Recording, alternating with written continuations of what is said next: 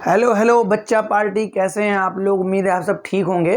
तो जो भी बच्चे बेटा नीट 2026 की तैयारी कर रहे हैं, जो कि बस होने ही वाला है, तो उन बच्चों के लिए मैंने क्या करा है, 50 पीवाईक्यू ऐसे सेलेक्ट करे हैं ऑर्गेनिक केमिस्ट्री के, जो भाई 2026 में आने की पॉसिबिलिटी बहुत ज़्यादा है। ठीक है ना।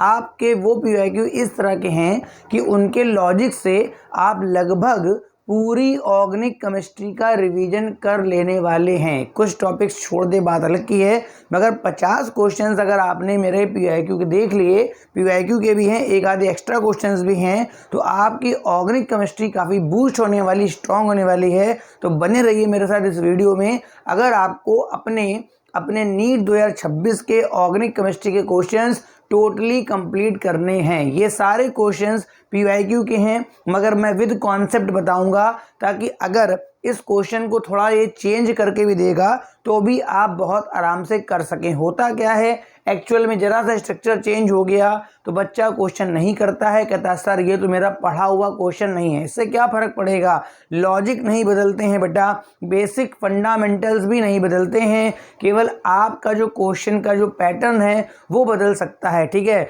रिएजेंट अपना काम वही करेगा जहाँ पर उसे करना होगा। तो पहला क्वेश्चन ये है, अब मैं सन तो नहीं लिख रहा हूँ, मगर हाँ ये सारे क्वेश्चन मैंने पीवाईक्यू से उठाए हैं, मैं पहले बता देता हूँ। और ऐसे पीवाईक्यू हैं जिसको अगर आपने देख लिया भाई साहब, तो 2026 के ऑर्गेनिक केमिस्ट्री का पेपर, ऑर्गेनिक केमिस्ट्री के जो क्वेश्चंस हैं बेटा, वो आपके लिए बहुत आसान होने वाले हैं। तो चालू करते हैं अपना फर्स्ट क्वेश्चन। देखो भाई, आपके पास जो क्वेश्चन दिया गया है उसमें यहाँ पर ये बेंजीन है, ये बेटा कीटोन ग्रुप है, ये नाइट्राइल ग्रुप है, और मिथाइल मैग्नीशियम ब्रोमाइड, मतलब ग्रिग्नॉर्ड रिएजेंट जो है बेटा वो ज़्यादा मात्रा में घुसड़ दिया गया है, जितना चाहे इस्तेमाल कर लो। उसका मतलब ये है जितना चाहे इस्तेमाल कर लो, और बाद में पानी डाल दिया गया, जो कि हम लोग अधिकांशतः ग्रिग्नॉर्ड में करते हैं,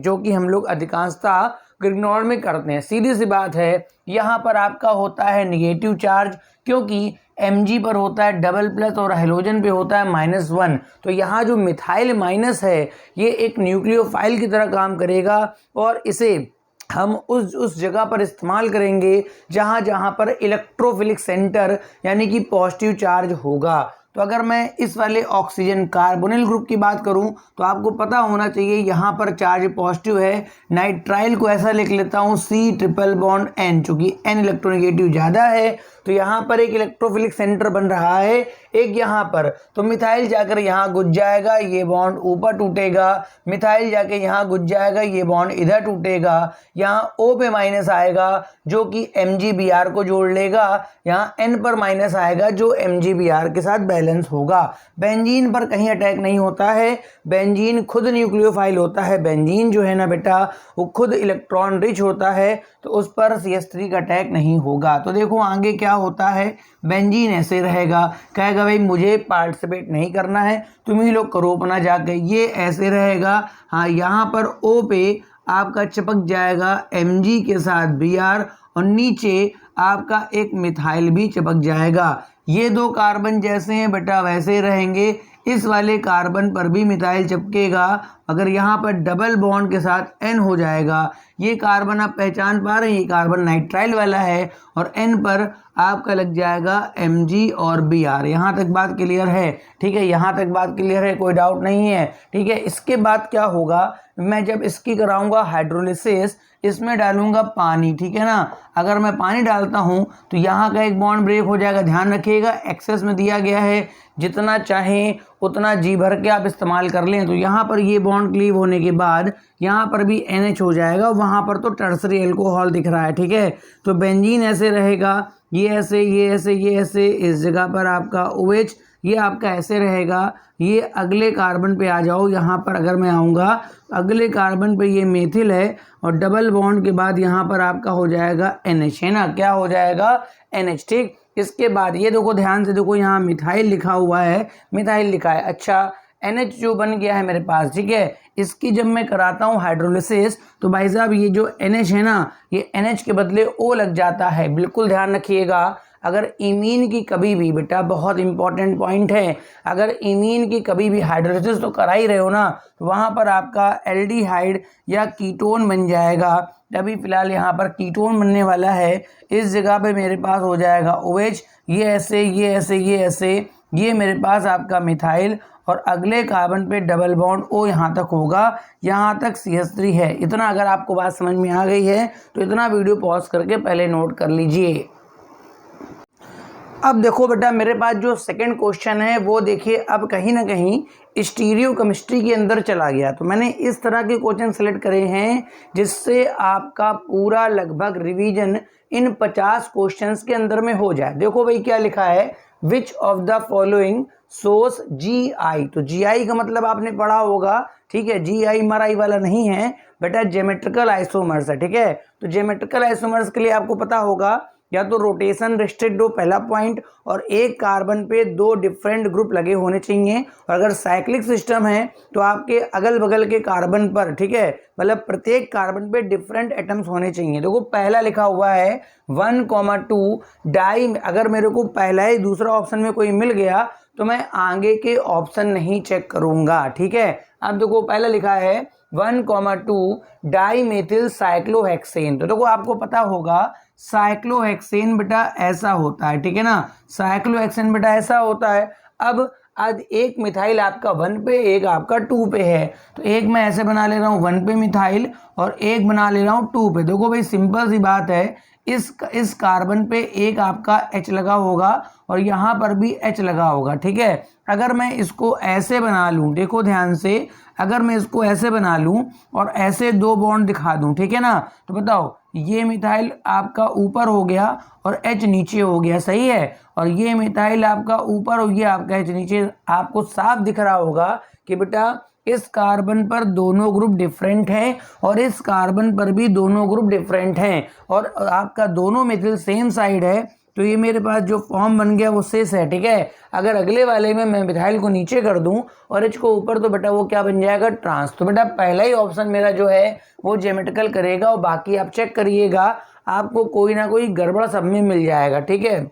अगला क्वेश्चन भी अच्छा क्वेश्चन है, जो पहले CSIR नेट वगैरह में आता था, ठीक है, JEE मेंस में आता था, इसने धर दिया। इसलिए बोलता हूँ कि आप ऑर्गेनिक केमिस्ट्री को हल्के में मत लीजिए, बहुत क्वेश्चन और बच्चों के ऑर्गेनिक केमिस्ट्री में गलत हो जाते हैं। लिखा है arrange the following in bond dissociation energy. देखो भाई अगर कभी भी CH बॉन्ड एक बार दिमाग में बैठा लो, या फिर आप नोट डाउन भी कर लीजिए, क्योंकि जो मैं बताता हूँ वो यूनिवर्सल सही होता है। यूनिवर्सल का मतलब सब जगह लगेगा, ठीक है। अगर आपके CH बॉन्ड की डिसोसिएशन एनर्जी पूछ रहा है तो ध्यान रखिएगा, sp अगर CH बॉन्ड है सबसे स्ट्रांग होता है, क्योंकि जो sp बॉन्ड होता है ना, इसमें s परसेंटेज ज़्यादा होने की वजह से ये बॉन्ड लेंथ छोटी हो जाती है, ठीक है। इसके बाद sp2 वाले में थोड़ा सा s परसेंटेज कम हो जाता है, तो ये बॉन्ड लेंथ बड़ी हो जाएगी, ठीक है। और sp3 वाले में s परसेंटेज और कम हो जाता है,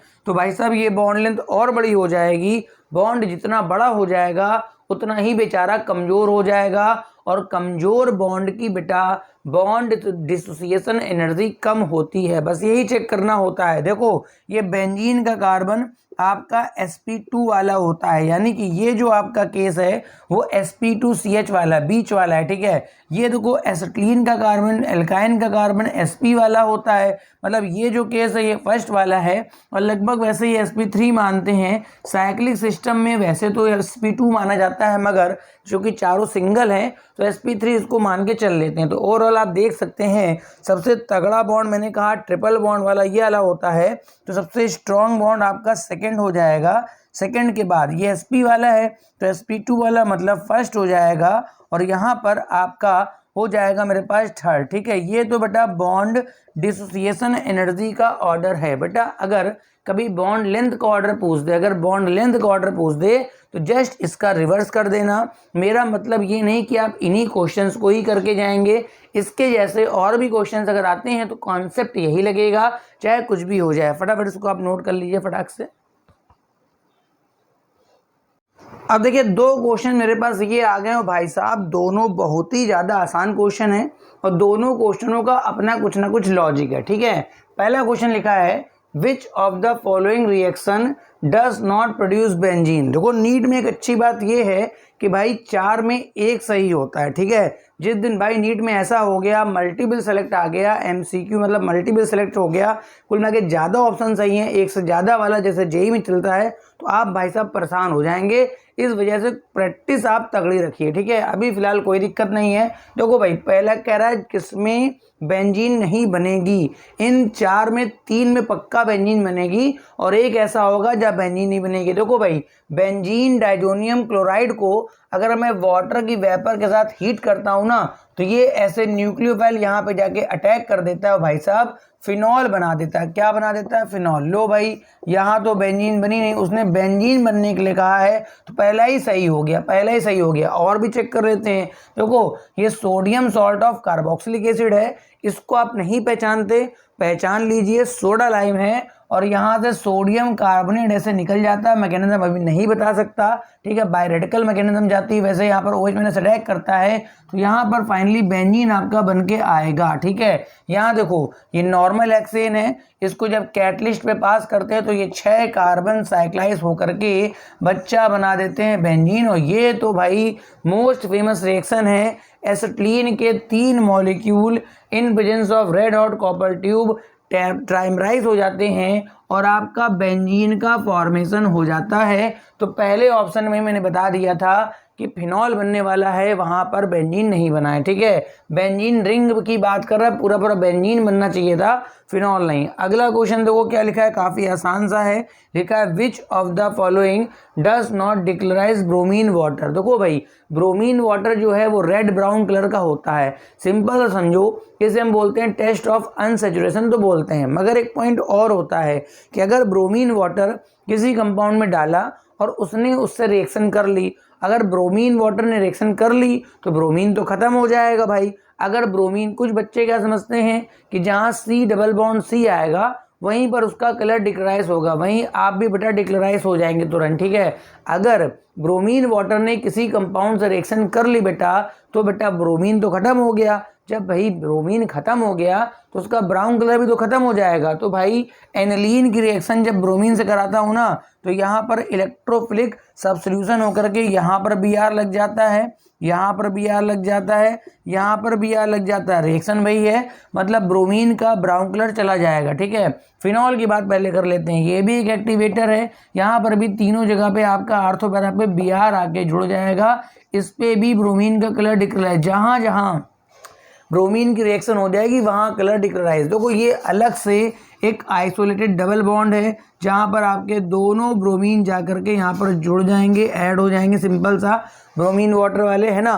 तो ऐसे ही बोलेंगे ये भी रिएक्शन कर देगा। फाइनली साइक्लोहेक्सेन के पास ऐसा कोई अनसैचुरेशन है नहीं, तो आपके पास बी वाला जो है ना, ये बेटा डिक्लोराइज नहीं करेगा। ये ब्रोमीन के रेड से, जब ब्रोमीन से रिएक्शन ही नहीं करेगा तो कलर भी डिक्लोराइज नहीं करेगा। फटाफट इन दोनों को नोट कर लीजिए, फिर हम आगे बढ़ते हैं इसके बाद।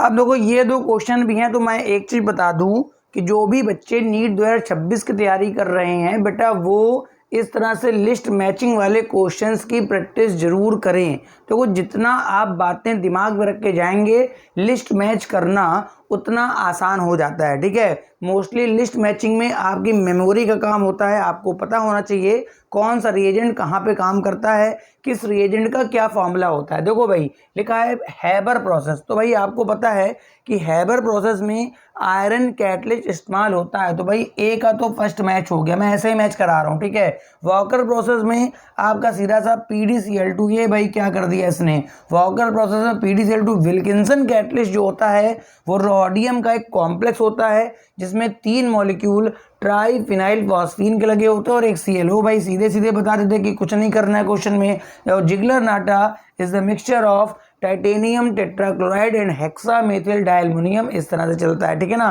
तो ये मेरे पास सीधा सीधा मैच हो गया, ठीक है। तो मैचिंग वाले क्वेश्चंस आपको जरूर देख के जाने हैं, ठीक है। क्वेश्चन नंबर 7 मेरा स्टेटमेंट वाला है, 2 स्टेटमेंट हैं, बताना है दोनों सही हैं। दोनों गलत हैं, एक सही है दूसरा गलत है, एक गलत है दूसरा सही है। तो स्टेटमेंट फर्स्ट क्या है, लिखा है बेंजीन डाइजोनियम क्लोराइड, मतलब बेंजीन डाइजोनियम क्लोराइड बोले तो बेंजीन के ऊपर भाई साहब N2Cl, बहुत फेमस है भाई, है ना, इस obtained by aniline and HNO2, सही लिखा है भाई। अगर हमको इस कंपाउंड को बनाना है तो आपको एनिलीन लेना पड़ेगा और रिएक्शन करानी पड़ेगी बेटा NaNO2 और HCl के साथ, और घटना का नाम होता है डाई एजोटाइजेशन। बेटा NH2 हट जाता है, मैकेनिज्म भी होती है, जो ज़्यादा अच्छी तैयारी करते हैं वो मैकेनिज्म भी पढ़ते हैं। और यहाँ पर N2Cl, स्टेटमेंट फर्स्ट भाई बिल्कुल सही है, ठीक है। लिखा है insertion of iodine in benzene is difficult, सही लिखा है। देखो अगर मैं बेंजीन का सीधा आयोडीनेशन कराता हूँ ना तो भाई साहब यहाँ पर आयोडो बेंजीन बनता है और साथ में भाई साहब HI बनता है। HI के लिए आपको बताया गया होगा कि एक तगड़ा रिड्यूसिंग एजेंट है जो अपना I वापस मांगेगा और H को दे देगा, मतलब अंदर I को भेजना बड़ा मुश्किल है। इस वजह से लिखा है insertion of iodine in benzene is difficult and hence iodobenzene is prepared by the, आपने पढ़ा होगा कि बेंजीन डाइजोनियम क्लोराइड पे जब Ki देंगे तो ये I- ऐसे न्यूक्लियोफाइल की तरह यहाँ पे जाके अटैक कर देगा और जुड़ जाएगा, तो आपका आयोडोबेंजीन बन जाएगा। अगर आप जैसे क्लोरिनेशन से हम बनाते हैं क्लोरोबेंजीन, अगर आप वैसे ही बनाएंगे आयोडोबेंजीन तो ईल्ड इतनी कम आएगी कि भाई निकाले भी ना निकलेगी, है ना। तो स्टेटमेंट सेकंड भी भाई साहब उसने सही लिख रखा है। तो स्टेटमेंट वाले क्वेश्चंस भी आपको गौर फरमाने चाहिए। अगर आप सिर्फ ऑब्जेक्टिव पे ध्यान दे रहे हैं तो वहाँ पर आपका समय बर्बाद होने वाला है, क्योंकि वहाँ पर एजर्जन रीजन के भी क्वेश्चंस होंगे, लिस्ट मैचिंग वाले क्वेश्चंस भी होंगे, और कभी कभी ऐसे भी लिख देता है कि एक साथ 2-3 क्वेश्चंस के आंसर सही हैं, नीचे बता दो कौन सा पैराग्राफ सही है, ठीक है ना। तो इन सब की तैयारी भी आपको करके जानी है, फटाफट इसको नोट कर लीजिए, बात समझ में आ गई हो तो। अब देखो बेटा 2 क्वेश्चन ये आ गया, इनमें से पहला वाला थोड़ा सा गड़बड़ उन बच्चों का हो सकता है जो बेटा कुछ स्पेशल रिएजेंट नहीं पढ़ के जाते हैं, सोचते हैं भाई ये तो बड़ा टफ है, ठीक है। कह रहा है ये मेरे पास ईस्टर ग्रुप है और ईस्टर को भाई साहब बदलना है बेंजल्डिहाइड में। देखो ध्यान रखना, ईस्टर का अगर मैं रिडक्शन कराता हूँ, ठीक है ना, किसी भी मेथड में अगर मैं ईस्टर का रिडक्शन कराता हूँ तो मोस्टली मेरे को एल्कोहल देखने को मिलता है, ठीक है ना। मगर एक रिएजेंट होता है मेरे पास जिसको मैं बोलता हूँ डाइबल, DIBAL, डाइबल बोलता हूँ, ठीक है, डाई आइसोब्यूटिल एल्युमिनियम हाइड्राइड, ठीक है। इसकी खास बात ये है कि ये ईस्टर को एल्डिहाइड तक रोकता है, फर्दर आगे रिडक्शन से रोकेगा, ठीक है। तो अगर मैं यहाँ पर हाइड्रोजन गैस देता हूँ तो ये इसको अल्कोहल में भेज देगा, LiLH4 तो भाई साहब ये भी अल्कोहल में ही भेजने वाला है लास्ट में, ठीक है। तो कोई ये लिखा है एल्युमिनियम और आइसोब्यूटिल के 2 लगे हैं और हाइड्राइड, इसी का नाम है डाइबल, डाई आइसोब्यूटिल, देखो 2 लगे ना, एल्युमिनियम हाइड्राइड। इसकी खास बात ये है कि ये ईस्टर को भाई साहब कन्वर्ट करता है एल्डिहाइड में। वैसे एक कंडीशन भी होती है एट -78, फिलहाल नीट वालों के लिए इतना मतलब नहीं है टेम्परेचर का, वो इस टेम्परेचर पे काम करता है, ठीक है ना। अच्छा, तो ये जो ऑप्शन नंबर सी है इसके लिए सही हो जाएगा, ध्यान रखिएगा, बहुत इंपॉर्टेंट पॉइंट है, बच्चे गलत करके आते हैं। ईस्टर को एल्डिहाइड में भेजना है, आप डाइबल का इस्तेमाल करेंगे। देखो यहाँ पर एजर्जन रीजन का क्वेश्चन आ गया, इससे आपको पता लगेगा कि SN1 SN2 तो आपको छोड़ के जाना ही नहीं है, ठीक है, चाहे वो न्यूक्लियोफिलिसिटी के लेकर है, चाहे वो लीविंग ग्रुप को लेकर के है, या डिग्री ऑफ कार्बन को लेकर के है, ठीक है, बात समझ रहे हैं। तो देखो यहाँ पे लिखा है जो मेरे पास 1 2 3 4 ये आयोडोब्यूटेन है, अंडरगोस SN2 फास्टर देन आयोडोक्लोरीन, है ना। अब देखिए यहाँ पर SN2 और SN1 में कह रहा है इसकी रिएक्शन फास्ट होगी, तो एक चीज बता दूं, ठीक है, लीविंग ग्रुप अगर अच्छा हुआ, लीविंग ग्रुप अगर अच्छा हुआ तो भाई साहब आपका जो SN1 हो वो भी फास्ट होगा और SN2 होगा वो भी फास्ट होगा। तो आपको पता होगा कि फ्लोरीन का साइज छोटा होता है, क्लोरीन का साइज बड़ा होता है, ब्रोमीन का साइज और बड़ा है, आयोडीन का साइज और बड़ा है, मतलब I- लीविंग ग्रुप काफ़ी स्टेबल होगा तो जल्दी निकल जाएगा। तो ये लिखा है ये अंडरगोज SN2 फास्टर, सही लिखा है। आयोडोबेंजीन वाला आयोडीन जल्दी निकल जाएगा क्योंकि I- अपने साइज के कारण स्टेबल ज़्यादा होगा। अब रीजन में क्या लिखा है कि I is a better leaving group, लो जो मैं बता रहा था वही लिख दिया, तो बिल्कुल सही रीजनिंग लिखी है, मतलब एजर्जन रीजन दोनों सही है and reasoning is the correct explanation वाला आप टेक करेंगे, ठीक है, मतलब assertion reason both are correct and reason is the correct explanation of the assertion, ये ऑप्शन आप यहाँ पर टिक करेंगे, फटाफट कर लीजिए। ये जो 50 क्वेश्चंस हैं, जिस बच्चे ने भी लगा लिए अगर ना, तो उसकी ऑर्गेनिक केमिस्ट्री में काफ़ी हद तक उसको हेल्प मिलेगी इसको सॉल्व करने में। फटाफट इसको नोट डाउन कर लीजिए आप। हाँ तो प्यारे बच्चों, हम मेरे पास देखे क्वेश्चन नंबर 10 जो है, देखो इस तरह के क्वेश्चंस भी आपको नीट लेवल के लिए पढ़ के जाने चाहिए, जिसमें हमारे पास एक तो क्वेश्चन आता है एसिडिटी का, कि आपको 4 एसिड दिए होंगे और उनको अरेंज करना होगा इंक्रीजिंग ऑर्डर ऑफ एसिडिटी। उसके लिए आपको +I प्लस हाइपर कॉन्जुगेशन और +M वगैरह इफेक्ट की आवश्यकता पड़ती है। ठीक है, अगर कोई भी कंपाउंड एसिडिक ज़्यादा होगा तो उसमें माइनस वाले ग्रुप बेटा ज़्यादा लगे होंगे। ठीक है, और अगर सारे ग्रुप प्लस वाले लग जाएं तो बेटा हमेशा उसकी एसिडिटी की वैल्यू क्या होती है, कम हो जाती है। ठीक है, फिलहाल हम अपने एसिड देख लेते हैं। पहले एसिड दे रखा है फॉर्मिक एसिड, फिर यहाँ पर क्या करा है 3 मिथाइल ग्रुप लगा दिए, और ये मेरे पास एक कार्बन, फिर CH, यहाँ पर 2 मिथाइल और यहाँ पर एक ही मिथाइल है। देखो अगर आपको नहीं पता तो मैं बता दूं, जो मिथाइल ग्रुप मेरे पास होता है बेटा वो +I इफेक्ट शो करता है। ठीक है, क्या कहा मैंने, जो मिथाइल ग्रुप होता है बेटा वो +I इफेक्ट शो करता है, जिसकी वजह से उसका जो एसिडिक नेचर है वो हमेशा कम कर देगा। ठीक है ना, और एसिडिक नेचर कम होगा तो pK वैल्यू अगर आपने पढ़ी हो तो बेटा वो बढ़ जाती है। ठीक है, तो इस तरह के क्वेश्चंस, अगर यहीं पर सब जगह पे मैं कहीं क्लोरीन वगैरह बढ़ा देता तो उससे बेटा होता -I इफेक्ट, और उससे एसिडिटी की वैल्यू क्या होती, बढ़ जाती। फिलहाल जहां पर पहला पॉइंट, तो जितने +I इफेक्ट लगे होंगे उसका एसिडिक नेचर सबसे कम होगा। तो देखो ये सेकंड वाला है, इसको मैं नाम दे देता हूँ A, इसको नाम दे देता हूँ B, इसको दे देता हूँ C, इसको देता हूँ D। ठीक है, अगर आप इसकी बात करें तो यहाँ 3 +I लग गए, सबसे कम एसिडिक तो मेरे पास B हो जाएगा। ठीक है, उसके बाद देखिए यहाँ पर 2 ही मिथाइल हैं तो इसका +I पावर थोड़ा कम हुआ, जितना +I कम हो जाएगा एसिडिटी थोड़ी बढ़ जाएगी, तो B के बाद आपका C आ जाएगा। सही है, इसके बाद यहाँ पर केवल एक ही मिथाइल देखने को मिल रहा है तो मेरे पास D, और यहाँ पर मिथाइल तो भाई साहब है ही नहीं, मतलब +I का कोई भी प्रभाव यहाँ देखने को नहीं मिलेगा। इस वजह से सबसे ज़्यादा एसिडिक ये, तो ये मेरे पास हो गया इंक्रीजिंग ऑर्डर ऑफ एसिडिटी। अब भाई क्वेश्चन नंबर 11, भाई इस तरह के क्वेश्चंस बनते ही हैं बच्चों को गलत कराने के लिए, है ना। इस तरह के जो क्वेश्चंस हैं वो बनते ही हैं बच्चों को गलत कराने के लिए। देखो आपके पास ये आइसोपेंटेन दे रखा है, ठीक है, और कह रहा है इसका मैं कराऊंगा मोनोक्लोरिनेशन, मतलब मैं हर जगह पे एक एक Cl लगाऊंगा, जैसे एक Cl यहाँ फिर एक Cl यहाँ। तो कह रहा है बताओ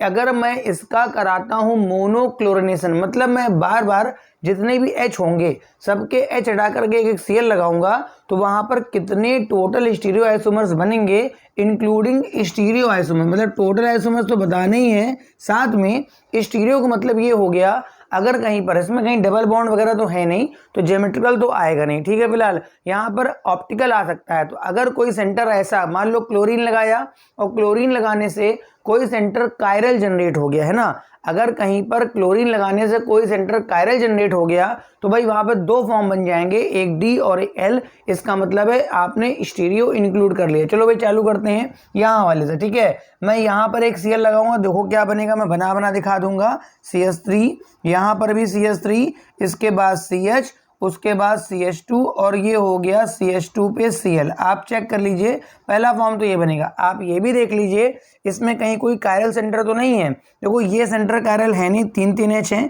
यहाँ पर 3 H हैं, इस कार्बन पे 2 मेथिल हो गया तो ये भी कायरल नहीं है, यहाँ 2 H, यहाँ 2 H, कोई कायरल नहीं, मतलब इसका तो एक ही बनेगा। ठीक है, अब मैं क्या करूँगा, यहाँ वाले H को हटा के Cl लगाऊंगा, तो ये हो जाएगा CH3, ये हो जाएगा CH3, ये हो जाएगा CH। जैसे मैं इस CH के बदले Cl लगाऊंगा, बगल में CH3, आप ध्यान से देखिए ये सेंटर आपका कायरल हो गया। देखो भाई ये सेंटर कायरल कैसे हो गया, इस वाले कार्बन पे एक Cl लग गया, एक H लग गया, एक मेथिल और एक आइसोप्रोपिल, मतलब ये सेंटर कायरल हो गया, मतलब इसके 2 फॉर्म बनेंगे D + L। ओवरऑल 3 आइसोमर्स अब तक बन चुके हैं। ठीक है ना, अब फाइनली मैं तीसरे H पे आता हूँ। सारे H आपको हटा करके वहां पर क्लोरीन पेस्ट करना है और देखना है वो सेंटर अगर कायरल नहीं है तो एक ही आइसोमर होगा, अगर कायरल हुआ तो 2 आइसोमर होंगे। मैं यहाँ पे लगाऊंगा तो ये हो जाएगा CH3, उसके बाद यहाँ पर भी आपका CH3, इस वाले C पे मेरे पास Cl, आगे CH2 और ये हो गया CH3। चेक कर लेते हैं ये सेंटर कायरल है क्या। भाई देखो ये सेंटर कायरल है नहीं, 3 H है, यहाँ 2 H है, इस सेंटर पे एक Cl है, एक एथिल है, मगर 2 भाई साहब मेथिल लग गए, इस वजह से ये सेंटर भी कायरल नहीं है। अब बात कर लेते हैं, अच्छा देखो ये दोनों है सिमिलर टाइप के हैं, तो यह यहाँ Cl लगाओ चाहे यहाँ Cl लगाओ एक ही बात है। मैं फिलहाल यहाँ Cl लगा लेता हूँ, तो ये हो जाएगा Cl, Cl पे CH2, बगल में मेरे पास CH, यहाँ पर हो गया CH3 और यहाँ पर हो गया CH2 CH3। बस यही वाला बच्चे गलत करेंगे, क्योंकि आप जहाँ Cl लगाते हो ना वहीं कायरलिटी ढूंढते हो। यहाँ पर एक्चुअल में हुआ क्या, इस केस में बहुत बड़ा ट्विस्ट आ गया। Cl भाई साहब यहाँ लगा, बात सुनिएगा, Cl यहाँ लगा तो ये सेंटर तो कायरल है नहीं, क्योंकि यहाँ पर 2 H हैं, ये भी नहीं है। Cl के यहाँ लग जाने से आप जरा ध्यान से देखिए ये सेंटर कायरल क्रिएट हो गया, क्योंकि अब इस कार्बन पर एक H लगा है, एक आपका एथिल लगा है, एक मेथिल, मगर एक आपका हो गया क्लोरोमेथिल, है ना। तो देखो Cl यहाँ लग रहा है, मतलब ये यहाँ लग रहा है और चमक भाई साहब बगल वाले में आ गई, कुछ ऐसा है, मतलब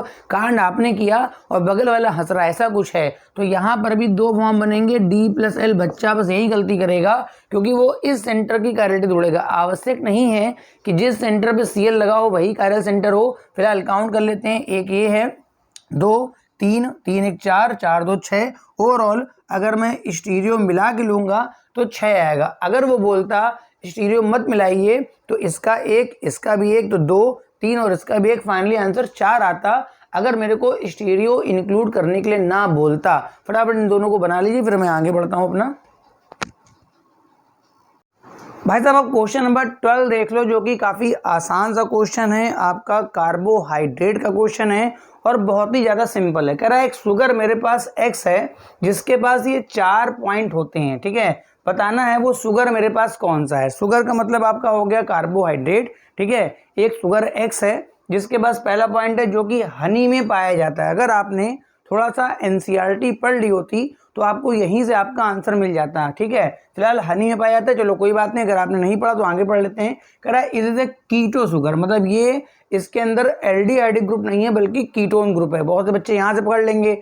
एग्जिस्ट इन डी फॉर्म, मतलब वो डी फॉर्म में आपका exist in alpha and beta form, मतलब वहां पर आपका हेमी एसिटल बॉन्ड बन सकता है, अल्फा बीटा फॉर्म में आ सकता है, ठीक है। एंड इट इज ए लेवियोरेडोट्री है, देखिए वो लाइट को एंटी क्लॉकवाइज घुमाता है। जरा ऑप्शन देख लेते हैं। देखो डी ग्लूकोज तो नहीं हो सकता, क्योंकि ग्लूकोज में आपका एल्डिहाइड ग्रुप होता है और एल्डिहाइड नहीं वहां बता रहा कीटो है, ठीक है। आपका मैनोज भी नहीं हो सकता। अगर आपने मैनोज का स्ट्रक्चर पढ़ा होगा तो आपको बताया गया होगा कि वहां पर भी एल्डिहाइड ग्रुप होता है, ठीक है ना। आपका सुक्रोज भी नहीं हो सकता, क्योंकि सुक्रोज वाले में होता क्या है कि जो मोस्टली बॉन्ड ओपन होता है वो एल्डिहाइडिक वाला ओपन होता है, ठीक है ना। अगर आप बात करें फ्रैक्टोज वाले की तो ऑप्शन नंबर 3 जो है फ्रैक्टोज की बात करें तो बेटा इसमें कीटो फॉर्म भी होता है, फ्रैक्टोज का अल्फा बीटा भी होता है। और फ्रैक्टोज के लिए मैं बता दूं ये लाइट को एंटी क्लॉकवाइज घुमाता है और शहद में बेटा यही पाया जाता है। तो ऑप्शन नंबर आपका 3 है, डी फ्रैक्टोज। ने बहुत से हिंट दे रखे थे कि भाई किसी एक हिंट से तो पहचान ले मेरे चाचा, तो भाई साहब D fructose is the answer. अब देखो मेरे पास एक क्वेश्चन ये ऑर्गेनिक केमिस्ट्री का आ गया। इसमें आपको ये सबस्ट्रेट दे रखा है और ये 3 रिएजेंट बारी बारी से देने हैं। प्रोडक्ट के मैंने ऑप्शन नहीं लिखे, क्या करूंगा लिख के, जब मेरा डायरेक्ट ही प्रोडक्ट बन जाएगा आप बाद में मैच कर लीजिएगा। देखो इस तरह के रिएजेंट वाले क्वेश्चंस भी अब काफ़ी पेपर में आने लगे हैं, इसलिए आपको ये पढ़ के जाना चाहिए। क्या कह रहा है, पहली बात तो डबल बॉन्ड दे रखा है और डबल बॉन्ड पे HBr, सिंपल सा एक एडिशन रिएक्शन होनी है। मगर बगल में देखो तो भाई साहब क्या दे रखा है, पेरोक्साइड भी चिपका दिया है। अगर उसने पेरोक्साइड लगा दिया है तो HBr के साथ अगर पेरोक्साइड है तो हम बोलते हैं एंटी मार्कोनिकॉफ रूल। बोल दो भाई निगेटिव पार्ट वहां पे जाएगा जहां पे H ज्यादा है। तो यहाँ पर तो एक भी H नहीं है, देखो जिस जगह पे S चाहिए था वहां तो मेथिल हो गया, यहाँ पर एक H है तो Br यहाँ पर और H यहाँ पर, मतलब पहला जो बनेगा, पहला रिएजेंट देने के बाद मिथाइल अपनी जगह रहेगा, इस जगह H लिखो जहाँ लिखो कोई फर्क नहीं, मैं यहाँ पर अपना Br लगा दूंगा, क्योंकि आपका नेगेटिव पार्ट वहाँ जाएगा जहाँ पे H ज़्यादा है, यहाँ पर एक भी H नहीं है। अब केसियन दे दिया तो आपने एल्काइल हैलाइड की रिएक्शन पढ़ी होगी केसियन वगैरह से, तो ये Br ऐसे लीविंग ग्रुप यहाँ से हट जाएगा और इस जगह पे न्यूक्लियोफाइल Cn- का अटैक हो जाएगा। मतलब जब मैं इसको चाचा केसियन दे दूंगा तो ये मेथिल रहेगा और C triple bond N, CN को मैं ऐसे लिख लूंगा क्योंकि आगे वाला स्टेप मेरे को रिडक्शन का, देखो ये रिड्यूसिंग एजेंट होता है, ठीक है ना। अगर मैं नाइट्राइल को रिड्यूस करूंगा तो भाई ट्रिपल बॉन्ड है, 2H यहाँ जुड़ जाएंगे, 2H यहाँ जुड़ जाएंगे, सिंपल सा। नाइट्राइल को अगर मैं रिड्यूस करता हूं तो बनता है प्राइमरी इमीन, और अगर आइसो को करता हूं तो बनता है सेकेंडरी इमीन। फिलहाल मेरे पास आखिरी रिएजेंट देने के बाद जो बनेगा वो यहाँ पर आपका मेथिल होगा, इस जगह पे आपका CH2 और यहाँ पर आपका हो जाएगा NH2। फाइनली 4H का एडिशन होना है, 2 यहाँ जोड़ोगे, जस्ट लाइक ट्रिपल बॉन्ड पे 4H जुड़ते हैं वैसे यहाँ पर भी। तो ये जहाँ पर भी दिया होगा वो आपका परफेक्ट आंसर होगा। फटाफट इसको बना लीजिए, नोट कर लीजिए वीडियो पॉज करके।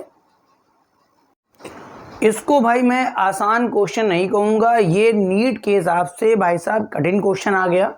जेई मेन से लेवल से थोड़ा सा भी ऊपर इसको मान सकते हैं, ठीक है ना। अब क्या लिखा है, the total number of possible isomers, मतलब टोटल कितने आइसोमर्स पॉसिबल हैं, बोथ स्ट्रक्चरल पर स्टीरियो, मतलब दोनों ही देने हैं, दोनों जहाँ देखने होते हैं वहाँ कष्ट भाई ज़्यादा होता है, ठीक है।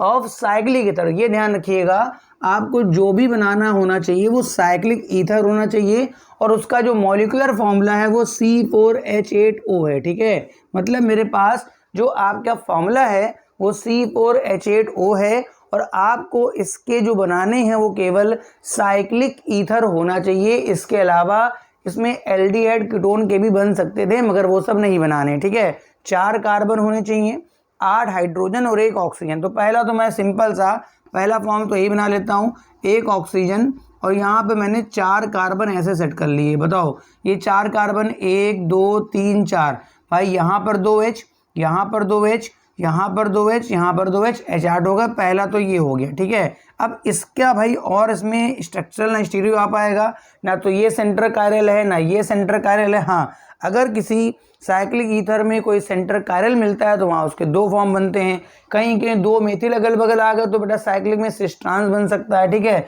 इन सब बातों का ध्यान रखना है, ठीक है। सेकंड नंबर पे आ जाइए।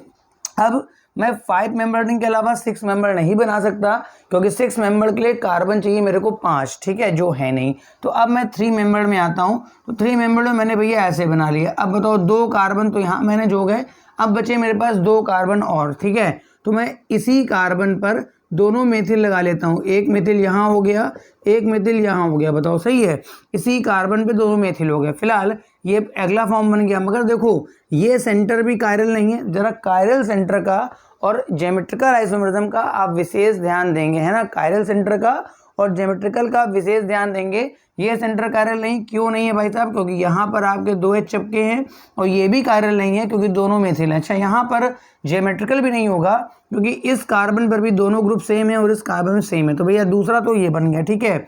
अब थर्ड नंबर पे आ जाते हैं। एक साइक्लिक की तरह हम लोग ऐसा बना लेते हैं 3 मेंबर्ड का, और यहाँ पर 2 कार्बन को मैं एथाइल के फॉर्म में लगा लेता हूँ। कैसा लगा लेता हूँ, एथाइल, ठीक है। तो देखो एथाइल लगाओगे तो 4 कार्बन हो जाएंगे, 1 2 3 4 जो चाहिए। अच्छा, अब यहाँ देखिए इस कार्बन पर एक H लगा हुआ है, ध्यान से देखिएगा। जब इस कार्बन पर भाई साहब एक H लग गया, जब एक H लग गया, एक इथाइल लग गया, इधर O है उधर CH2, मतलब ये सेंटर बेटा कायरल हो गया। ये सेंटर कैसा हो गया, कायरल हो गया। अगर बेटा ये सेंटर कायरल हो गया है तो इसके बेटा 2 फॉर्म बनेंगे, एक D प्लस क्या बन जाएगा L, है ना। कितने मेरे स्ट्रक्चर हो गए, एक तो ये पहला वाला हो गया, इसका ओनली 1 फॉर्म बनेगा। एक दूसरा वाला हो गया, ना तो यहाँ पर कायरलिटी है बेटा, ना तो कायरलिटी है और ना ही सिस ट्रांस बन सकता है, तो इसका भी एक ही बनेगा। हाँ, यहाँ पर सेंटर आपकी कायरलिटी वाला आ गया है, तो इस वजह से यहाँ 2 बन गया, तो 2 इसके हो गए, तो ओवरऑल अब तक 4 पहुँच चुके। कितने पहुँच चुके, 4, ठीक है ना। अब इसके बाद और यहाँ पर क्या पॉसिबिलिटी है, अगर भाई हम लोग 4 मेंबर का एक बना लें, 4 मेंबर का, देखो भाई 3 मेंबर का हो गया, 4 मेंबर का ऐसे बना लिया। तो 4 मेंबर पे आप देखेंगे तो आपको कार्बन केवल अभी तक 3 ही मिलेंगे, 1 2 3, है ना। अब एक कार्बन और सेट करना है, तो पहले मैंने कार्बन यहाँ पर मिथाइल के फॉर्म में सेट कर लिया, मगर जब यहाँ सेट करूँगा तो ये सेंटर कायरल नहीं होगा, क्योंकि देखो इधर इस कार्बन को देखो, तो यहाँ गया मैं CH2, उधर गया CH2, आगे गए O, इधर भी हो, तो ये सेंटर कायरल नहीं है, तो इसका केवल एक ही फॉर्म बनेगा, है ना। कितने बन गए, 1 2 2 4 1 5, ठीक है। अच्छा, मेथिल को यहाँ सेट करने की बजाय मैं बगल में भी ऑक्सीजन के सेट कर सकता था, मतलब ऑक्सीजन के बगल में भी सेट कर सकता था, मगर भाई साहब जब मैं बगल में सेट करूँगा यहाँ पर, जब मैं यहाँ बगल में सेट करूँगा तो ये सेंटर आप देखें तो कायरल हो जाएगा। कैसे बताइए, इस कार्बन पे मेथिल है, ये मेरे पास H हो गया, इधर ऑक्सीजन है मगर उधर ऑक्सीजन नहीं, कार्बन है। तो बेटा इसके दो फॉर्म बनेंगे D+L। गिनते जरूर जाइएगा, कितने हो गए बेटा, 1 2 2 2 4 4, एक मेरे पास 5 5 2 मेरे पास हो गया 7 7। समझ में आ गया, ठीक है। अच्छा, अब इसके बाद मैं इस मिथाइल को यहाँ लगाऊं चाहे यहाँ लगाऊं, बात तो एक ही है। हाँ, अब एक केस यहाँ पर मेरे पास 4 मेंबर के ये दो ही बनेंगे, ठीक है। अब एक 3 मेंबर का और बनाता हूँ जिसमें मैं आपके मिथाइल को ऐसे रखूंगा। देखिए भाई, ये मिथाइल मेरे पास ऐसा हो गया, ये मेरे पास H, ये मिथाइल मेरे पास ऐसा हो गया, ये मेरे पास H, ठीक है। तो बताइए इसके दो फॉर्म तो एक बन जाएंगे सिस ट्रांस वाले बन जाएंगे, ठीक है। दो फॉर्म तो बन जाएंगे, एक बन जाएंगे सिस और प्लस क्या बन जाएंगे, ट्रांस वाला बन जाएगा, ठीक है ना। एक फॉर्म तो बन जाएगा सिस ट्रांस वाला, ठीक है। देखो अगर मैं दोनों ग्रुप सेम साइड रखूंगा, अगर दोनों ग्रुप सेम साइड रखूंगा तो सिस है। अगर मेथिल नीचे कर दूंगा, मैं करके दिखा देता हूँ, अगर मैं मेथिल को नीचे कर देता हूँ ऐसे, मतलब यहाँ मेरे पास मेथिल, यहाँ H, यहाँ पर मेरे पास मेथिल और यहाँ पर H, तो मेरे पास ट्रांस वाला फॉर्म हो गया, ठीक है। जरा देखिए कितने फॉर्म हो गए, 1 2 2 4 4 1 5 5 2 7 7 2 9, मगर 9 मेरे पास कहीं ऑप्शन में नहीं है। तो जरा ध्यान से देखो, इस वाले में प्लेन ऑफ सिमेट्री बेटा आ रही है, क्या आ रही है, प्लेन ऑफ सिमेट्री आ रही है। और इस वाले में प्लेन ऑफ सिमेट्री आपकी नहीं आ रही, मतलब ये लाइट घुमा देगा, तो एक एक्स्ट्रा फॉर्म मेरे को लेना पड़ेगा। तो फाइनली जो आंसर आएगा, मतलब ये वाला लाइट घुमा देगा, जिनमें से एक फॉर्म तो यही होगा और एक इसका मिरर होगा। बात समझिएगा, कुछ लोग सोचेंगे जब ये लाइट घुमाएगा तो कोई ये लाइट क्यों नहीं घुमाएगा, आपने पढ़ा होगा प्लेन ऑफ सिमेट्री, जहां प्लेन ऑफ सिमेट्री होता है वो लाइट नहीं घुमाता है। तो ये मेजो वाला फॉर्म एक प्रकार से हो गया जो मेरे सिस में काउंट हो गया। अच्छा, ये लाइट घुमाएगा तो ये लाइट घुमाएगा, तो ये एक होगा, एक इसका मिरर होगा, तो एक ही तो एक्स्ट्रा बढ़ेगा बेटा। बच्चे ये नहीं समझ पाते कि जब ये लाइट घुमाएगा तो इसके दो बनेंगे, नहीं इसके दो नहीं बनेंगे, एक तो ये खुद ही है ना, तो इसका एक और बनेगा जो कि इसका मिरर फॉर्म होगा, तो एक और बनेगा। तो फाइनली जो आंसर आएगा बेटा वो 10 आंसर आएगा। बहुत से बच्चे, तभी उसने 11 भी दे रखा है, इसलिए 11 दे रखा है क्योंकि बहुत से बच्चा कहेगा भाई ये लाइट घुमाएगा तो इसके दो बनेंगे। अरे भाई इसके दो बनेंगे जिसमें से एक तो ये खुद है ना, तो अगर एक खुद है तो एक ही तो एक्स्ट्रा बनेगा, तो आंसर आपका 10 आएगा। फटाफट इसको आप नोट कर लीजिए वीडियो पॉज करके। अब भाई साहब देखिए, क्वेश्चन नंबर 15 जो है वो काफ़ी आसान सा है। इसमें आपको क्या करना है, दो लिस्ट दे रखी हैं, ठीक है। लिस्ट 1 में आपको एक मॉलिक्यूल का नाम दे रखा है और लिस्ट 2 में आपको कार्बन कार्बन के बीच जितने सिग्मा या पाई बनते हैं उसके बारे में डिटेल बतानी है, ठीक है ना। तो मतलब कुल मिला के ध्यान रखिएगा, कार्बन कार्बन के बीच बोला गया है, ठीक है। C और H वाले के लिए मेरे को नहीं जाना है, ठीक। अच्छा, पहला मेरा लिखा हुआ है एथेन लिखा हुआ है। अगर मैं एथेन की बात करूं तो ये मेरे पास CH3 और बेटा सिंगल बॉन्ड CH3 हो जाता है। इतनी बात समझ में आ रही। तो यहाँ पर साफ दिख रहा है कार्बन कार्बन के बीच बेटा आपका कौन सा बॉन्ड है, बस एक सिग्मा बॉन्ड है। देखो भाई 1 सिग्मा बॉन्ड, तो भाई A का तो आपका थर्ड हो गया, मतलब मैं लिख देता हूँ A का आपका हो गया थर्ड। अब जरा इसमें आ जाओ, एथीन में आ जाओ। बेटा एथीन का मतलब क्या हो गया, कार्बन डबल बॉन्ड कार्बन, ऐसा तो होता है बेटा एथीन। तो यहाँ एक सिग्मा और एक पाई बॉन्ड हो जाएगा। तो एक सिग्मा एक पाई वाला कौन सा बेटा, देखो फोर्थ ऑप्शन है ना, तो बी का मेरे पास हो जाने वाला है 4, ठीक है। अब मान लो किसी को कार्बन मॉलिक्यूल का नहीं पता तो बेटा अपना एथाइन करके अपना आंसर निकाल लो, ठीक है ना। एथाइन का मतलब क्या होता है, C ट्रिपल बॉन्ड C, ठीक है। मान लो किसी को इनऑर्गेनिक में ये पॉइंट वीक है, निकालने में समय लग रहा है, तो आप एथाइन कर लो, ठीक है ना। 3 अगर ऑप्शन मैच हो गए तो चौथा तो मैच हो ही जाएगा ना। तो यहाँ एक सिग्मा 2 पाई, एक सिग्मा 2 पाई फर्स्ट वाले में है, मतलब डी वाले का मेरे पास आपका फर्स्ट हो गया। तो भाई साहब बचा कौन सा आपका C, तो C वाले का मेरे पास आपका क्या हो जाएगा, सेकंड। तो ये ऑप्शन जहाँ पर भी लिखा होगा A का 3, B का 4, C का 2, D का 1, वो भाई साहब सही हो जाएगा, ठीक है। अब देखो ये क्वेश्चन काफ़ी आसान सा पूछ दिया गया है, मगर फिर भी कुछ बच्चे भूल जाते हैं कि फेलिंग टॉलरेंस रिएजेंट तो भाई एक ही रिएजेंट होता है, ठीक है। मगर जो फेलिंग सोल्यूशन होता है वो होता है फेलिंग सोल्यूशन A और फेलिंग सोल्यूशन B। मैं बता दूं, जो फेलिंग सोल्यूशन, उसका जो फेलिंग सोल्यूशन A होता है उसमें केवल कॉपर सल्फेट का पानी में घुला हुआ विलयन, मतलब aqueous solution of copper sulphate. और जो फेलिंग B होता है वो एल्कलाइन भी होता है, साथ में रॉचली सॉल्ट, सोडियम पोटेशियम साइट्रेट भी होता है, ठीक है ना, टार्ट्रेट सॉरी, है ना। तो यहाँ पर देखो फेलिंग सोल्यूशन A के लिए पूछ रखा है, तो भाई साहब यही ऑप्शन सही हो जाएगा, aqueous solution of copper sulphate. अगर मुझसे पूछता फेलिंग सोल्यूशन ऑफ B क्या है मेरे पास, तो एल्कलाइन सोल्यूशन ऑफ रॉचली सॉल्ट है, अगर टोटल फेलिंग पूछता तो मैं ये प्लस ये मिला के अपना ऑप्शन सही कर देता, ठीक है। मगर जो टॉलेंस रिएजेंट होता है वो मेरे पास आपका सिल्वर नाइट्रेट का बेसिक मीडियम का होता है, केवल सिल्वर नाइट्रेट प्लस NH4OH, वहाँ पर बस एक ही होता है। इसको आप फटाफट बना लीजिए, फटाफट नोट कर लीजिए।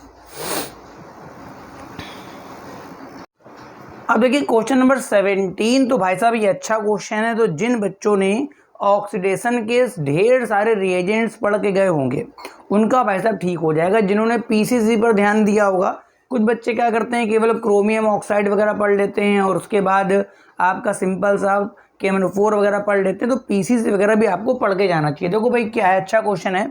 ये आपको एल्कीन दे रखा है और एल्कीन के बाद यहाँ पर किनारे आपका CHO आ रहा है, मतलब जो भी एक्शन होना है वो किनारे वाले पे एल्डिहाइड। हाँ, अगर यहाँ पे कोई एक्शन होता तो यहाँ कीटोन बनता। तो भाई साहब बताया कह रहा है बताओ इन चार में से मैं कौन सा रिएजेंट लगा दूं जिससे मैं यहाँ से यहाँ तक पहुँच जाऊँ, ठीक है ना। तो कुछ बच्चे तो गलत रिएजेंट लगा के आने ही वाले हैं ना। देखो भाई पहला मैं करा रहा हूँ वाटर से रिएक्शन। देखो सीधी सी बात समझ लो, अगर वाटर का एडिशन एल्कीन पे कराते हो चाचा, वाटर पे 3 प्रकार के एडिशन, मतलब एल्कीन पर वाटर के 3 प्रकार के एडिशन होते हैं। पहला एक डायरेक्ट हाइड्रेशन, दूसरा HBO हाइड्रोबोरेशन ऑक्सीडेशन, तीसरा OMDM। आपको तीनों पढ़ने चाहिए थे, है ना। तो अगर मैं वाटर का डायरेक्ट कराता हूँ ना तो ये मार्कोनिकॉफ रूल के थ्रू जाता है और निगेटिव पार्ट OH वहाँ जुड़ेगा जहाँ बीच में OH आ जाएगा। देखो बीच में अगर OH आ गया और बाद में उसको मैं ऑक्सीडाइज करूँगा तो वो कीटोन पैदा करेगा, मतलब ये ऑप्शन तो मेरा बेकार हो गया। अच्छा, ये पानी प्लस H प्लस बीच में लाएगा, तो भाई 4th नंबर को भी मैं काट ही देता हूँ, ज़्यादा बढ़िया है, क्योंकि 4th नंबर वाला भी आपका जो OH पैदा करेगा ना वो बीच वाले में। अब जरा सेकंड ऑप्शन में आ जाओ, ये बोरेन है, इसको बोलते हैं, इस पूरे प्रोसेस को बोलते हैं HBO। वो भाई चैनल का नाम नहीं है, हाइड्रोबोरेशन ऑक्सीडेशन है, ठीक है ना। इसमें क्या होता है कि आपका OH जो होगा यहाँ पर H लगेगा, यानी ये हो जाएगा CH2 और यहाँ पर आपका हो जाएगा OH, प्राइमरी अल्कोहल बनेगा। कौन सा अल्कोहल बनेगा? प्राइमरी। ओ भाई PCC, प्रिडीनियम क्लोरोक्रोमेट इसका नाम होता है और प्राइमरी अल्कोहल को बस एल्डिहाइड में छोड़ के आता है। तो बस इतने को बड़े प्यार से CHO में कन्वर्ट कर देगा और जैसे ये CHO बनेगा हम अपने टारगेट तक पहुंच जाएंगे। KMnO4 वाला तो ले भी मत लेना, KMnO4 is the example of strong oxidising agent. ये बेटा एल्डिहाइड को फिर पटक के मारेगा एसिड में, तो आपका थर्ड वाला भी नहीं होना, तो ऑप्शन नंबर 2 सही है, ठीक है। ये क्या है लग रहा है, ये NTA वालों को पेपर में क्वेश्चन नहीं मिल रहे हैं, मतलब NTA वालों को देने के लिए क्वेश्चन नहीं मिल रहे हैं। देखो आखिरी ऑप्शन भी बड़ा ओड़म बोड़म से दे दिया, कह रहा है किसमें इंट्रामोलिकुलर एज बॉन्ड प्रेजेंट है। भाई मुझसे बनवा लो पेपर थोड़ा सा, है ना। क्या यार क्या क्वेश्चन तुमको नहीं मिल रहे हैं? कह रहा है इंट्रामोलिकुलर मतलब विद इन द मॉलिक्यूल। भाई जहाँ आर्थो ग्रुप लगे होते हैं तो ये O ये H आपस में बना लेगा एच बॉन्ड, है ना। तो यही इंट्रामोलिकुलर होगा। ये कहाँ दौड़ के एच बॉन्ड बनाएगा? इतना लंबा एच बॉन्ड बनेगा। एच बॉन्ड कैसा होता है? कमजोर बॉन्ड। इतना लंबा बन जाएगा, तुमने कमजोर को खींच दिया तो टूटे जाएगा। मेटा भी बहुत दूरी है। HF के मॉलिक्यूल आपस में जुड़े होते हैं बेटा, वो इंटर मॉलिक्यूलर होता है, इंट्रा नहीं होता है। तो कैसा बेकार सा क्वेश्चन, बिल्कुल दो बिल्कुल क्या ही बताएं कि बेटा इंट्रा मॉलिक्यूलर ये आर्थो नाइट्रोफिनॉल में होता है, बाकी किसी में, बाकी सब में होगा तो इंटर मॉलिक्यूलर होगा। फटाफट इसको बना लीजिए, फिर आगे बढ़ते हैं फटाक से हम लोग। देखिए क्वेश्चन नंबर 19 भाई साहब बहुत सरल सा क्वेश्चन है, मैं फिर से बता दूं SN1 SN2 के क्वेश्चन आपको पढ़ के जाने हैं, इससे क्वेश्चन एग्जाम में जरूर आते हैं। देखो क्या लिखा है, the compound will undergo fast SN1। कह रहा है इन चारों में से बता दो चाचा सबसे फास्ट SN1 कौन देता है। देखो SN1 देखना है, आप लीविंग ग्रुप को पहले लात मार के निकाल दीजिए और बना लीजिए कार्बोकैटायन। क्या बना लीजिए? कार्बोकैटायन। जिसका कार्बोकैटायन भाई साहब मोर स्टेबल हो जाएगा ना वही SN1 सबसे फास्ट देगा। तो को ऐसा है, यहाँ से मैंने हटाया तो इस जगह पे पॉजिटिव चार्ज आ गया, इस जगह पे जब पॉजिटिव आ गया तो कार्बोकैटायन की सर स्टेबिलिटी कहाँ से चेक करें? अल्फा एच देख लो या रेजोनेंस वगैरह देख लो। तो भाई साहब यहाँ पर केवल एक ही अल्फा एच है। कितना अल्फा एच है?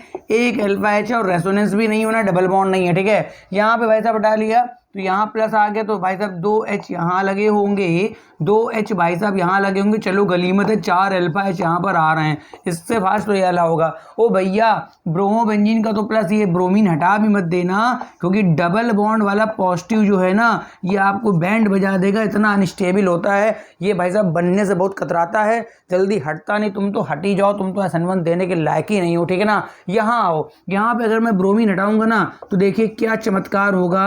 ये बेंजीन के बगल में यहाँ पर CH3 भी हो, ये प्लस। अगर ध्यान से देखो इतना सिस्टम बेंजाइलिक हो गया। क्या हो गया? बेंजाइलिक रेजोनेंस भी है, और साथ में इनको पहचान रहे हो, 3 अल्फा H लेके भी बैठा है। मतलब सिस्टम को देखो, 3 अल्फा H लेके बैठा है, और साथ में बेंजाइलिक भी है, डबल पावर इसके पास है भाई। फोर्थ ऑप्शन हो गया। इसलिए बोलता हूँ SN1 SN2 के क्वेश्चन छोड़ के मत जाइए। ये आओ क्वेश्चन नंबर 20 हो भाई, ल्यूकास रिएजेंट। ल्यूकास आपको पता होना चाहिए, है ना, आपका ZnCl2 प्लस कंसनट्रेट HCl वगैरह हम लोग ल्यूकास में लेते हैं। एल्कोहल को डिफ्रेंशिएट करने के लिए होता है, ठीक है ना। अगर कोई भी एल्कोहल टर्सरी है तो ल्यूकास के साथ तुरंत रिएक्शन करेगा, तुरंत ऑयली लेयर दे देगा। अगर सेकेंडरी है 5 मिनट ले लेगा, प्राइमरी है तो रूम टेम्परेचर पे कुछ नहीं करेगा, घुइयाँ करेगा, ठीक है ना। चलो भाई चेक करें, सबसे फास्ट पूछ रहा है, मोस्ट रैपिड। ओ भाई ये तो प्राइमरी एल्कोहल है, इस पे एक ही कार्बन, तुम हट जाओ, तुम किनारे निकलो, ठीक है। ये सेकेंडरी एल्कोहल है, ये 5 मिनट बाद देगा। हम लोग ढूंढ रहे हैं टर्सरी एल्कोहल। बताओ ये एल्कोहल इस कार्बन में, बच्चा कहो इसको टर्सरी समझ ले। अरे इस कार्बन पे चाचा एक ही कार्बन तो लगा है ना, उसके बाद से कार्बन से क्या मतलब, प्राइमरी एल्कोहल है। ओ भाई इसको देखो ना, इस C पे OH पे 3 C है, यही टर्सरी एल्कोहल है। सबसे फास्ट आपका फोर्थ ऑप्शन ल्यूकास के साथ सबसे फास्ट ऑयली लेयर देगा, इसका फोर्थ है। कितने आसान से क्वेश्चंस आते हैं, अगर आप थोड़ा सा भी मन लगा के प्रैक्टिस कर लीजिए ना, बहुत आराम से। केमिस्ट्री का तो कहीं कुछ है ही नहीं, फटाफट नोट करो, फिर आगे बढ़ते हैं हम लोग। हाँ तो बेटा नेक्स्ट क्वेश्चन मेरे पास 21 नंबर है, ये भी लिस्ट वाला क्वेश्चन है। तो आप लोगों से हाथ जोड़ के गुजारिश है कि लिस्ट मैच करने वाले क्वेश्चन आप जरूर देख के जाइए, क्योंकि इनमें हमेशा टाइम की ज़्यादा बर्बादी होती है, इसलिए वो चाहता है कि बच्चा लिस्ट को मैच कराने में अलझा रहे। मगर भाई साहब ये क्वेश्चन काफ़ी आसान है। देखो यहाँ पर एक सिंपल सा एल्कीन दे रखा है, और वहाँ पर उसने कीटोन बना दिया। भाई एल्कीन से कीटोन अगर बन रहा है तो ये सारा काम ओजोनोलिसिस के अलावा भाई कोई नहीं कर सकता। और भी रिएक्शनें होती हैं, मगर अगर आपके पास ओजोन का ऑप्शन है तो आप टिक कर देगा। देखो यहाँ पर 4th नंबर पे देखिए, ओजोन जिंक प्लस वाटर, तो भाई ए का तो मेरे पास 4th वाला ऑप्शन हो गया, ठीक है। अगला देखो बेंजीन लिखा है, बेंजीन से मेरे को ये बनाना है, मतलब देखो इतना ग्रुप कहीं से आके लॉन्च हो गया, इतना ग्रुप आके चपक गया है। भाई इतने ग्रुप का नाम आपको पता है, बेंजोइल, है ना। तो कहीं ना कहीं फ्रीडल क्राफ्ट बेंजोइलेशन हुआ है, ठीक है। तो यहाँ पर आप देखें, इसके लिए आपको लेना पड़ेगा benzoyl chloride in presence of anhydrous AlCl3, जो मेरे को फर्स्ट ऑप्शन में दिख रहा है साफ साफ कि आप इसको लेंगे। यहाँ से ये Cl हटेगा, इस जगह पे बनेगा कार्बोकैटायन इलेक्ट्रोफाइल, ठीक है, वो जाके इस पर घुस जाएगा और ये बन जाएगा, ठीक। अच्छा भाई यहाँ देखो सेकेंडरी एल्कोहल है, और कीटोन में ये तो सिंपल सा CrO3 काम कर सकता है, ठीक है। अच्छा यहाँ वाले में क्या हुआ है, बेंजीन के ऊपर एल्काइल लगा है जिसमें एक आपका हाइड्रोजन भी है, तो ये पोटेशियम सॉल्ट है। तो मतलब सीधी सी बात है, पहले मैंने इसको KMnO4 दिया होगा इन बेसिक मीडियम। तो KMnO4 क्या करता है, आपके एल्किल को बदल देता है कार्बोक्सिलिक एसिड में, और आपका चूंकि पोटेशियम सॉल्ट है इन प्रेजेंस ऑफ KOH। जरा आप थर्ड ऑप्शन पे गौर फरमाएंगे तो KMnO4 ये भाई साहब क्या करेगा, इसको ऑक्सीडाइज कर देगा, बना देगा बेंजोइक एसिड। अगर बेंजीन के बगल वाले कार्बन पर एक भी H जुड़ा है ना भाई साहब, तो ये घटना जो होगी इसमें बनेगा benzoic acid in presence of K, उसका सॉल्ट बन जाएगा। तो कुल मिला के भाई बात समझ में आ गई होगी, ए का 4th आपका हो गया, बी का आपका फर्स्ट हो गया, सी का आपका सेकंड हो गया, और डी का मेरे पास थर्ड है। काफी आसान क्वेश्चन आते हैं, बस आपको कंसंट्रेट होके सारे सिलेबस का रिवीजन करना होता है। फटाफट इसको आप नोट कर लें। अब देखिए क्वेश्चन नंबर 22 थोड़ा सा दिमाग में रखने वाला है। आपको पता होनी चाहिए कि ग्लूकोज भाई साहब किन किन रिएजेंट से रिएक्शन करता है, क्योंकि ग्लूकोज का जो मोस्टली होता है वो साइक्लिक फॉर्म होता है, ओपन चेन स्ट्रक्चर, मतलब एल्डिहाइड ग्रुप ओपन चेन में बहुत कम पाया जाता है। तो जो रिएजेंट जिसमें एल्डिहाइड ज़्यादा लगता है बेटा उनसे वो मना कर देता है, क्योंकि ग्लूकोज का मोस्टली स्ट्रक्चर साइक्लिक होता है। ठीक है, तो बताना इसमें से दो, इसमें ऑप्शन जो दिए थे मैंने नहीं लिखे, दो सेट ऐसे हैं, दो आपके रिएजेंट ऐसे हैं जो बेटा ग्लूकोज से रिएक्शन नहीं करते। देखो भाई, ग्लूकोज की रिएक्शन टॉलेंस से होती है, सबको पता है। एल्डिहाइड ज़्यादा मात्रा में हो चाहे कम मात्रा में हो, टॉलेंस रिएक्शन करेगा और ब्लैक पीपीटी आएगा। भाई साहब सिर्फ जो होता है इतना बल्कि ग्रुप होता है कि उसके साइक्लिक कैविटी के अंदर घुस नहीं पाता और रिएक्शन नहीं करता है। एक तो सिर्फ हो गया वो भाई, HCN से भी रिएक्शन करता है, ग्लूकोज साइनोहाइड्रिन बनता है, बहुत आसान है। हाइड्रोक्सिल एमीन से भी रिएक्शन करता है, ऑक्सिन बनता है। सोडियम बाइसल्फाइड में भी जो न्यूक्लियोफाइल है वो काफी बल्कि है, ग्लूकोज के रिंग कैविटी में घुस नहीं पाता। तो भाई साहब दो रिएजेंट ऐसे हैं मेरे पास, ध्यान रखिएगा, जिनकी रिएक्शन ग्लूकोज या इन सबसे फ्रक्टोज वगैरह से नहीं होती है। ठीक है ना। अब यहाँ पर जो क्वेश्चन नंबर 23 है काफ़ी आसान सा है, मगर बच्चे कभी कभी क्या होता है वो भ्रमित हो जाते हैं कि कैसे क्या करें। ठीक है, कह रहा है मेरे पास एक कंपाउंड है जिसका मॉलिक्यूलर फॉर्मूला पढ़ ले बेटा, पढ़ ले। क्या लिखा है? C6H14। भाई दुगने से दो ज़्यादा है, इसका मतलब एल्केन है, कोई ना कोई एल्केन है। Has 2 tertiary carbon. लो भैया, एक तो 6 कार्बन है और इसके अंदर 2 कार्बन ऐसे हैं जो 3rd डिग्री के हैं। मतलब कैसे हैं बेटा? 3rd डिग्री के, मतलब दो आपको टोटल कार्बन 6 बनाने हैं, टोटल कार्बन 6 बनाने हैं और 2 कार्बन ऐसे बनाने हैं जो बेटा किस डिग्री के हैं? 3rd डिग्री के हैं। ठीक है ना। चलो भाई चालू करते हैं। पहला ऑप्शन क्या लिखा है? Normal hexane. तो नॉर्मल हेक्सेन तो बेटा ऐसे बनेगा, CH3 single bond CH2 single bond CH2 single bond CH2 single bond CH2 और CH3। अपनी ज़्यादा डॉक्टरी यहाँ ना लगाइएगा, स्ट्रक्चर जो हो उनको ओपन कर लीजिएगा, पता लग जाएगा इसका IUPAC नाम क्या है। मतलब ये जो बोल रहा है इसका, भैया देखो यहाँ पर ये कार्बन प्राइमरी है, ये प्राइमरी और बीच वाले सारे सेकेंडरी। ये ऑप्शन तो गलत हो गया क्योंकि उसने बोला है कि 2 कार्बन टर्सरी हैं। अब अगला क्या है मेरे पास? लिखा है 2 मेथिल पेंटेन। देखो भाई, अगर मैं 2 मेथिल पेंटेन बनाऊंगे तो पेंट हो गया और 2 पे मेरे पास मेथिल हो गया, तो केवल एक ही कार्बन तो बेटा टर्सरी आ रहा है, एक ही कार्बन तो टर्सरी आ रहा है। वो बोल रहा है 2 कार्बन टर्सरी हैं, तो भाई साहब ये ऑप्शन में बेकार हो गया। ठीक है, अब लिखा है 2,3 डाईमेथिल ब्यूटेन। चलो भाई ब्यूट बना लिया जाए, ब्यूट है ना, और 2 पे एक है और एक यहाँ पर ये है। अब बताइए इसमें 6 कार्बन भी हो गए। जरा इस कार्बन को देखिए, 1 कार्बन 2 कार्बन और 3, ये भी भाई 3rd डिग्री का है। इस कार्बन को देखिए, 1 कार्बन 2 कार्बन, ओ भाई ये भी 3rd डिग्री का है। ओवरऑल जब स्ट्रक्चर ड्रा करोगे तो इससे मैच कर जाएगा। तो यही जो ऑप्शन है 3rd ऑप्शन, ये आपका परफेक्ट बिल्कुल सही होगा। अगर आप इसके आगे करना भी चाहेंगे तो दोनों मेथिल 2 पे लगा दिया है तो बीच वाला कार्बन क्वार्टनरी बन जाएगा, टर्सरी एक भी नहीं बनेगा। फटाफट इसको आप नोट कर लीजिए वीडियो पॉज करके। भाई साहब क्वेश्चन नंबर 24 जो है वो कई बार आपको बताया जा चुका है कि कार्बोकैटायन की स्टेबिलिटी SN1 SN2 इन सब रिएक्शनों को देख के आपको जरूर से जरूर जाना है कि कौन से कार्बोकैटायन ज़्यादा स्टेबल हैं, कौन से कम। ठीक है, देखो भाई आपके सामने 4 कार्बोकैटायन दे रखे हैं और भाई साहब पूरे स्केलेटन में हाइड्रोकार्बन के अलावा कुछ भी नहीं है। ठीक है, अगर पूरे स्केलेटन में हाइड्रोकार्बन के अलावा कुछ भी नहीं है, मतलब सारा CH वाला मामला है, तो आपको केवल अल्फा H के थ्रू देख लेना है। हाँ, शर्त ये है कहीं पर CPM ना दिखाओ। ठीक है, साइक्लोपेंटेन ये वाला आपको कार्बोकैटायन अगर कहीं दिया है तो ये मोर स्टेबल में चला जाता है। ठीक है, क्योंकि अपनी स्ट्रेन को कम करने के लिए ओपन हो जाता है, वो काफ़ी स्टेबलाइज हो जाता है बनाना बॉन्ड के द्वारा, और यहाँ पे डांसिंग रेजोनेंस होता है, ये ना दिया हो। ठीक है ना। चलो भाई इस वाले कार्बोकैटायन में अल्फा H देख लेते हैं। तो बगल में 2 यहाँ पर होंगे भाई साहब, 2 अल्फा H यहाँ पर होगा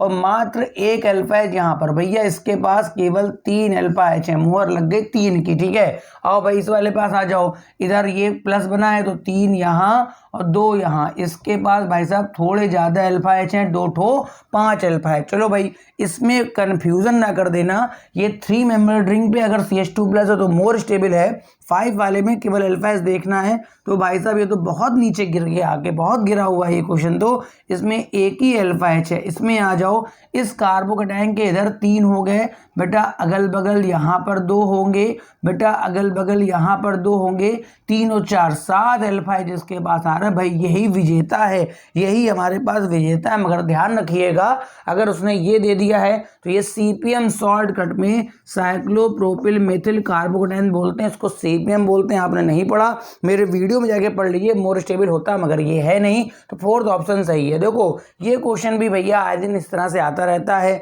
कि भाई किसी भी अल्कोहल में PbR3 दे दिया, अरे चाचा अल्कोहल में PbR3 दे दो, PCl5 दे दो, OH के बदले हेलोजन घुसड़ देना होता है। मतलब क्या हो रहा है, यहाँ पर रिंग तो ऐसे रहेगी, मिथाइल भी ऐसे रहेगा। ये प्रोसेस SN2 से जाता है, किससे जाता है बेटा, SN2 से। तो रीअरेंजमेंट वगैरह की कोई बात आनी नहीं। SN1 होता तो बदतमीजी दिखाता है रीअरेंजमेंट वाली। यहाँ पर आपका Br घुस जाएगा। अब इसके बाद इसको देना है क्या, एल्कोहलिक की। इसको अच्छी तरह पहचान लो बेटा, ये E2 एलिमिनेशन मोस्टली देता है और इसमें हमेशा एल्कीन बनता है। क्या बनता है बेटा, एल्कीन। और एल्कीन बनाते समय हम सेटजेफ रूल को फॉलो करते हैं। मतलब एल्कीन बनाते समय आपका Br तो यहाँ से निकलेगा, ठीक। सेटजेफ भाई साहब क्या बोल गए थे, H वहां से निकालने जहां पर H कम होगा।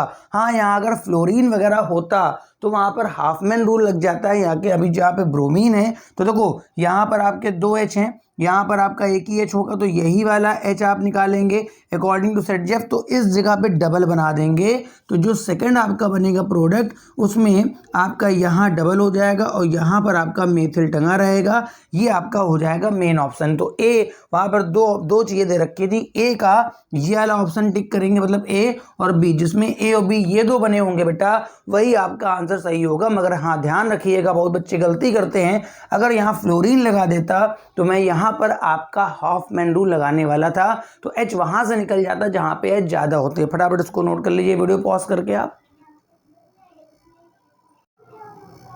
देख भाई क्वेश्चन नंबर 26 तो भाई साहब बहुत ज्यादा आसान है, बस बीच में एक जगह पे उसने ट्विस्ट मारा है, बच्चे के गलत करने की पॉसिबिलिटी बीच में एक जगह पर है। देखो भाई क्या है, ये तो मेरे पास आयोडो एल्केन है और यानी कुल मिला के RX है, ठीक है। इसको जब आप सोडियम साइनाइड देते हैं तो आपको पता होगा जब एल्कली मेटल का साइनाइड होगा तो यही CN जाके अटैक करके I को धक्का दे देगा फाइनली। हाँ, अगर AgCN वगैरह होता तो वहां बनता NC। फिलहाल यहाँ पर जो A बनेगा वो ये होगा CH3CH2 बेटा, CH2, उसके बाद CN चिपक जाएगा। क्या चिपक जाएगा, CN को अगर मैं ऐसे लिख लूँ C∧N। अब ध्यान रखना, CN की हाइड्रोलिसिस 2 तरह से होती है। अगर मैं इसकी करा दूं कंप्लीट हाइड्रोलिसिस तो ये पूरा गायब हो जाएगा और बन जाएगा कार्बोक्सिलिक एसिड। मगर भाई साहब अगर पार्शियल कराना है, मतलब 1 मोल ऑफ वाटर ऐड करना है, तो वाटर का ऑक्सीजन यहाँ पर और H यहाँ पर फाइनली एमाइड बन के आता है। मतलब CH3 ऐसे, CH2 ऐसे, एक बार कार्बन गिन लूँ, कार्बन 3 थे मेरे, हाँ ठीक है। उसके बाद CH2, मैंने कहा पार्शियल में एक वाटर जोड़ना है, O यहाँ घुस जाएगा, H यहाँ, तो यानी कि C∧O। चाचा इसको पहचानते हो कौन है भाई, पहचानो ना कौन है, एमाइड है। और जरा इस रिएक्शन को लग रहा है भाई साहब अगर आप नहीं पढ़ के आए हैं तो नीट जैसा एग्जाम भाई कैसे क्रैक कर लोगे, अपने आप क्रैक हो जाएगा। अगर किसी एमाइड पर NaOH ब्रोमीन दिया है ना, इसका नाम होता है हाफमैन ब्रोमाइड रिएक्शन। किसी भी एमाइड को एमीन में पटकना हो ना तो इसको लगाते हैं। प्रोसेस सीधा सा होता है, CO हटा दीजिए, प्रोसेस सीधा सा होता है, CO हटा दीजिए, CO को फिसला दीजिए, निकल जाओ यहां से। क्या बनेगा देखिए मेरे पास, CH3 single bond CH2 single bond CH2 और NH2। फाइनली आंसर आपके सामने प्राइमरी एमीन आएगा, प्रोपिल एमीन भाई साहब, है ना। इसका आंसर C तो ये हो गया। अच्छा, the product A and B, देखो 2 रिएक्शनें दे रखी हैं। देखिए चाचा 2 रिएक्शनें दे रखी हैं, सब कुछ उसने खुद कर दिया है, बस बताना है। बताओ ये जो साइड प्रोडक्ट, भाई साहब बताइए क्या जमाना आ गया है, अब साइड प्रोडक्ट भी पूछने लग गया है। मतलब कह रहा है कि आप साइड वाले भी देख के आइए, साइड में क्या बनता है। तो ये बड़ी फेमस रिएक्शन है। अगर एल्कोहल की रिएक्शन PCl3 से कराऊंगा ना तो यहाँ पर PCl3 की रिएक्शन कुछ ऐसे होती है, ऐसे होती है, और 3 बार एल्कोहल मेरे पास आपका इस्तेमाल होता है। 3 बार एल्कोहल मेरे पास आपका इस्तेमाल होता है, 3 बार एल्कोहल इस्तेमाल होता है। और आपका फाइनली RCl बन जाता है। क्या बन जाता है? RCl, मतलब R साथ Cl, R साथ Cl, मतलब 3 मोल्स ऑफ RCl, वो तो उसने बना रखा है। अब क्या क्या बचा? 3 H बचे, 3 O बचे और 1 B बचा, तो भाई H3PO3 बन जाता है। ये अगर आपको नहीं पता है तो वहाँ तुरंत पता भी ना कर पाओगे। अगर ये नहीं पता है तो वहाँ तुरंत पता भी ना कर पाओगे। ये भाई साहब A है। ये क्या पूछ दिया? अगर आप PCl5 को देते हो तो भाई इसका 1 ही मोल खर्च होता है, एल्कोहल का भी 1 मोल खर्च होता है। यहाँ पर एक तो Cl यहाँ लग जाएगा, एक Cl यहाँ लग जाएगा, एक HCl निकल गया। अब बताओ फास्फोरस का तो कंपाउंड बनेगा, तो POCl3 बचेगा बैलेंस करने के लिए। इसका नाम होता है फास्फोरिल क्लोराइड। तो मैं कह रहा हूं कि किसी भी रिएक्शन को आधा अधूरा मत छोड़िए। कहो तुमसे यही पूछ दे कि हाफ मैन ब्रोमाइड का साइड प्रोडक्ट, बेटा आपने हेलोफॉर्म रिएक्शन का नाम सुना होगा। अब तो हेलोफॉर्म आयोडोफॉर्म तो बाद में पूछता है, कहता बताओ साथ में जो साल्ट बन रहा है उसका फॉर्मूला क्या है। तो वो सब बातें भी आप देख के जाइए, नोट कर लीजिए। इसमें बनेगा क्या? बनेगा आपका H3PO3, इसमें बनेगा आपका फास्फोरिल क्लोराइड। फटाफट बना लीजिए इसको जल्दी से। अब देखो ये क्वेश्चन भाई साहब उसने काफ़ी अच्छा दिया है। जिस क्वेश्चन को वो अच्छा देता है मैं अच्छा बोलता हूँ, अच्छा क्वेश्चन है। देखो एल्कीन दे रखा है, एल्कीन, अगल बगल कुछ और लगाओ, मुझसे कोई मतलब नहीं। और भाई साहब एसिडिक KMnO4 दे रखा है। तो मैं तो ऐसे सिखाता हूँ कि बेटा अगर किसी एल्कीन पर आपने acidic KMnO4, basic KMnO4, acidic potassium dichromate दे दिया ना, तो इसका आंसर ऑक्सीडेटिव, इसका आंसर ऑक्सीडेटिव ओजोनोलिसिस से मैच करा दीजिए। क्या कहा? आपने कुछ भी पढ़ा हो मुझसे मतलब नहीं है, मैं जो पढ़ाता हूं वो बता रहा हूं कि अगर आपके पास कोई एल्कीन दे रखा है, बहुत से बच्चे KMnO4 को लेकर के इतना कंफ्यूज होते हैं कि आखिरकार वो क्वेश्चन गलत करके ही मानते हैं एग्जाम में, ठीक है ना। ऑक्सीडेटिव ओजोनोलिसिस का मतलब है 20 से काट पीट डालो। अगर एल्डिहाइड बन सकता है, अगर एल्डिहाइड बन सकता है वो कब बनेगा? जब H लगा होगा, तो वो फर्दर ऑक्सीडाइज होकर एसिड बना देगा। मगर अगर कीटोन बनेगा तो वो वहीं रुक जाएगा। तो देखो जरा 20 से तोड़ दिया, यहाँ पर H लगाया मतलब एल्डिहाइड बनेगा, यहाँ पर H लगाया मतलब एल्डिहाइड, दोनों सेम मॉलिक्यूल बनेंगे। मतलब पहले जो स्थिति आएगी वो ये आएगी, यहाँ पर आएगा CHO, इस तरह के 2 मॉलिक्यूल बनेंगे। मगर मैंने क्या लिखा है, जरा पढ़ नहीं पा रहे हैं आप? क्या लिखा है कि एसिडिक KMnO4 का एक्शन, इसकी मैकेनिज्म भी होती है। चूंकि अभी क्वेश्चन बता रहा हूं, अभी क्वेश्चन में हूं, इस वजह से डायरेक्ट बता रहा हूं कि ऑक्सीडेटिव मतलब इस बेंजल्डिहाइड को आप उठा के पटक दीजिए, फिर से पटक दीजिए किसमें? COOH में, तो इसके बेटा 2 मॉलिक्यूल। तो जहां पर आपका ये ऑप्शन दिया होगा वो भाई साहब बिल्कुल सही होगा। इतना बना लीजिए, फिर आगे बढ़ते हैं। बेटा ये 50 क्वेश्चन अगर आपने देख लिए ना तो बहुत बड़ा एक रिवीजन आपका हो जाएगा ऑर्गेनिक केमिस्ट्री का। इस बात का आप ध्यान रखिएगा, फटाफट नोट करिए इसको जल्दी से। तो बेटा बात कर लेते हैं अपने क्वेश्चन नंबर 29 की, जो कि हमारे पास क्वांटिटेटिव एनालिसिस का काफ़ी आसान सा क्वेश्चन है। देखो भाई क्वांटिटेटिव एनालिसिस में आपको अपने कंपाउंड का फॉर्मूला, मतलब जो आप कंपाउंड, जो एलिमेंट डिटेक्ट कर रहे हैं ना, उसके जो कंपाउंड बनता है सोडियम एक्सट्रैक्ट में, उसका फॉर्मूला और कलर को जरूर ध्यान रखना है। देखो क्वेश्चन क्या पूछा गया है, इन लेसने टेस्ट। देखो भाई लेसने टेस्ट में आप नाइट्रोजन है, सल्फर, ये सब आप चेक करते हैं, ठीक है ना। Lassaigne's test of an organic compound with both, कह रहा भाई मेरे पास जो भी ऑर्गेनिक कंपाउंड था उसमें नाइट्रोजन और सल्फर दोनों ही प्रेजेंट हैं। तो अगर किसी बच्चे ने थोड़ा सा भी पढ़ा होगा तो नाइट्रोजन और सल्फर एक साथ वाला बस एक ही केस होता है, जिसमें पहले बनता है सोडियम थायोसाइनाइड और बाद में बनता है आपका फेरिक थायोसाइनाइड, जिसका कलर बेटा आता है ब्लड रेड कलर, ठीक है। अगर आपके सैंपल में, अगर आपके ऑर्गेनिक कंपाउंड में नाइट्रोजन और सल्फर दोनों एक साथ हैं तो भाई साहब बनता है फेरिक थायोसाइनाइड, FeSCN का होल ट्राइस, और इसका कलर बड़ा फेमस है ब्लड रेड कलर, जो कि फिलहाल तो हाँ ये बनता है, शुरुआत में ये बनता है, मगर भाई साहब उसका कलर ब्लड रेड नहीं होता, ठीक है ना। तो ऑप्शन नंबर सी भाई साहब, जिसने जरा सा भी पढ़ लिया होगा तो ये फेरिक थायोसाइनाइड है, इसी का ही चर्चा मेरे पास ब्लड रेड कलर आता है, ठीक है। अगला क्वेश्चन को क्या ही बताएं, ये क्या पूछा करते हैं मेरे को कुछ समझ में नहीं आता। कह रहा है एक सिस्टम दिया है, पहचानना है एरिल है, एलाइलिक है, विनाइलिक है या बेंजाइलिक है। अरे भाई एरिल का मतलब क्या होता है, अगर कोई हेलोजन, ये है क्रॉस नहीं लगा है, कट्टम सुनना ना खेल रहे हैं हम लोग, क्रॉस नहीं हेलोजन है, अगर कोई हेलोजन सीधे बेंजीन के कार्बन पे लग जाएगा तो एरिल। भाई कहाँ बेंजीन बनी है, कहाँ हेलोजन, पहला तो ऐसे काटो इसको, ऐसे है ना। एलाइलिक, अगर आपको एलाइलिक नहीं पता तो कार्बन डबल बॉन्ड कार्बन के बाद जो कार्बन sp3 वाला होगा, सुन लीजिए भाई, अगर कार्बन डबल बॉन्ड कार्बन के बाद अगला कार्बन जो sp3 वाला होगा, अगर उस पर कहीं पर भी हेलोजन चिपक गया है ना तो वही एलाइलिक वाला होता है। देखिए ये कार्बन डबल बॉन्ड कार्बन, ये कार्बन आपका sp3 हो गया, तो ये हेलोजन उस पर ही लगा है, तो भाई साहब आगे चेक करने की जरूरत ही नहीं है, आपका ऑप्शन जो हो गया वो एलाइलिक। विनाइलिक क्या होता है, अगर कार्बन डबल बॉन्ड कार्बन वाले पर ही हेलोजन चिपक जाएगा तो विनाइलिक। और बेंजाइलिक का मतलब बेंजीन से अटैच्ड होगा, जो कि बेंजीन से अटैच्ड नहीं, बेंजीन के अगले कार्बन पर अटैच्ड होगा जो कि 2 कार्बन छोड़ करके है, तो आपका जो ऑप्शन होगा एलाइलिक। फटाफट इसको बना लीजिए, फिर हम लोग आगे बढ़ते हैं। देखो भाई क्वेश्चन नंबर 31 जो है वो भाई साहब थोड़ा सा ट्विस्टेड है। अगर किसी बच्चे ने कार्बोकेटाइन थोड़ा सा कम पढ़ रखा है, केवल ऑर्डर तक एक्सप्लेन करा है, और कार्बोकेटाइन का अगर रीअरेंजमेंट नहीं पढ़ा है, या अगर अल्कोहल की रिएक्शन अगर HBr से डायरेक्ट पढ़ी है, मैकेनिज्म नहीं पढ़ी है, तो उसका ये क्वेश्चन गलत होने वाला है। ये मुझसे लिखवा लो, ठीक है भाई।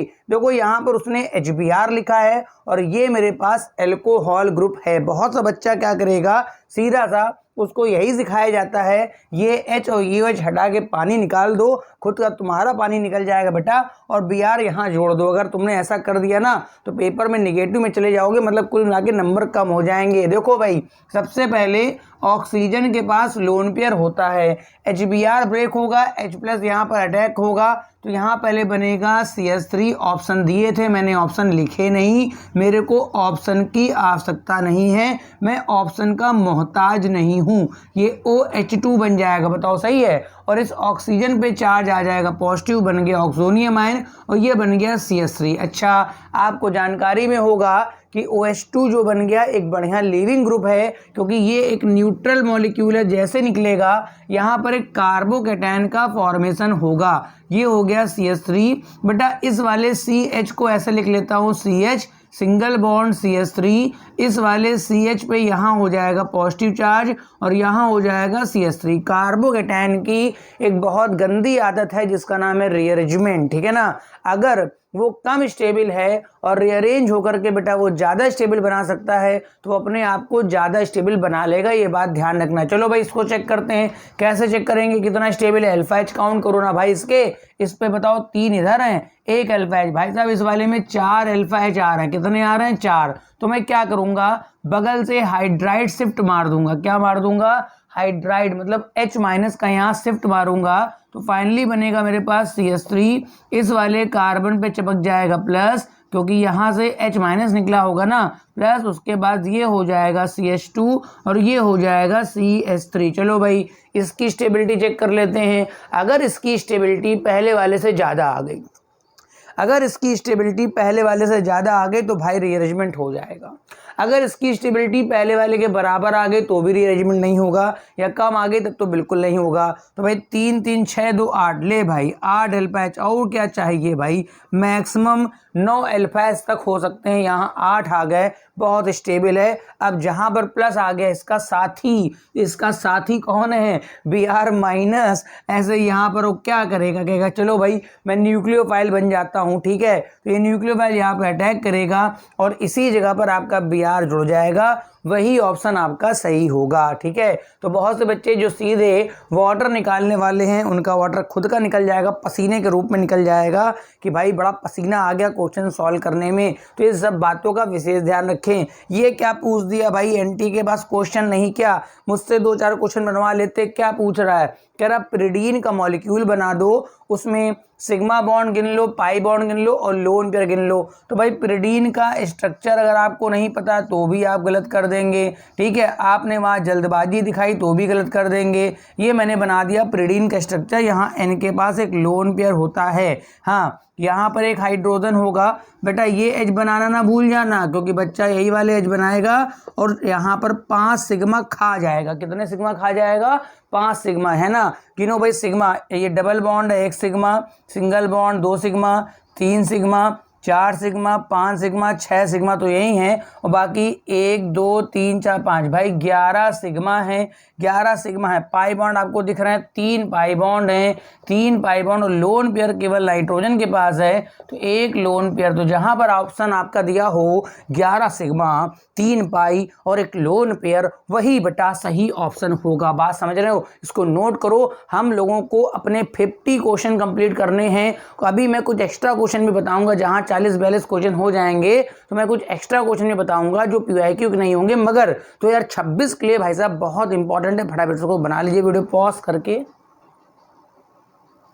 तो भैया क्वेश्चन नंबर 33 थोड़ा ठीक है, क्योंकि इसका पहला स्टेप तो उसने करके दे दिया, मगर जो C वाला है उसमें बच्चों के गलत करने की संभावना बहुत ज़्यादा है। देखो भाई, उसने दिया है साइक्लोहेक्सेनोन, साइक्लो दिख रहा है, 6 कार्बन का हेक्स दिख रहा है, कीटोन है साइक्लोहेक्सेनोन, और भाई जब इसमें HCN डालते हैं तो एक न्यूक्लियोफिलिक एडिशन रिएक्शन होती है। ये H प्लस CN माइनस यहाँ अटैक करके और ये ऐसे तोड़ करके H जोड़ के, फिलहाल वो उसने बना दिया है, वो उसने साइनोहाइड्रिन बना दिया है। वो कह रहा है यहाँ तक आपको कुछ नहीं करना, वो मैं बना के दे रहा हूँ, उसके आगे वाला आप कर दो। तो भाई कंसंट्रेट H2SO4 है, मतलब डिहाइड्रेशन करेगा। क्या करेगा बेटा? डिहाइड्रेशन करेगा।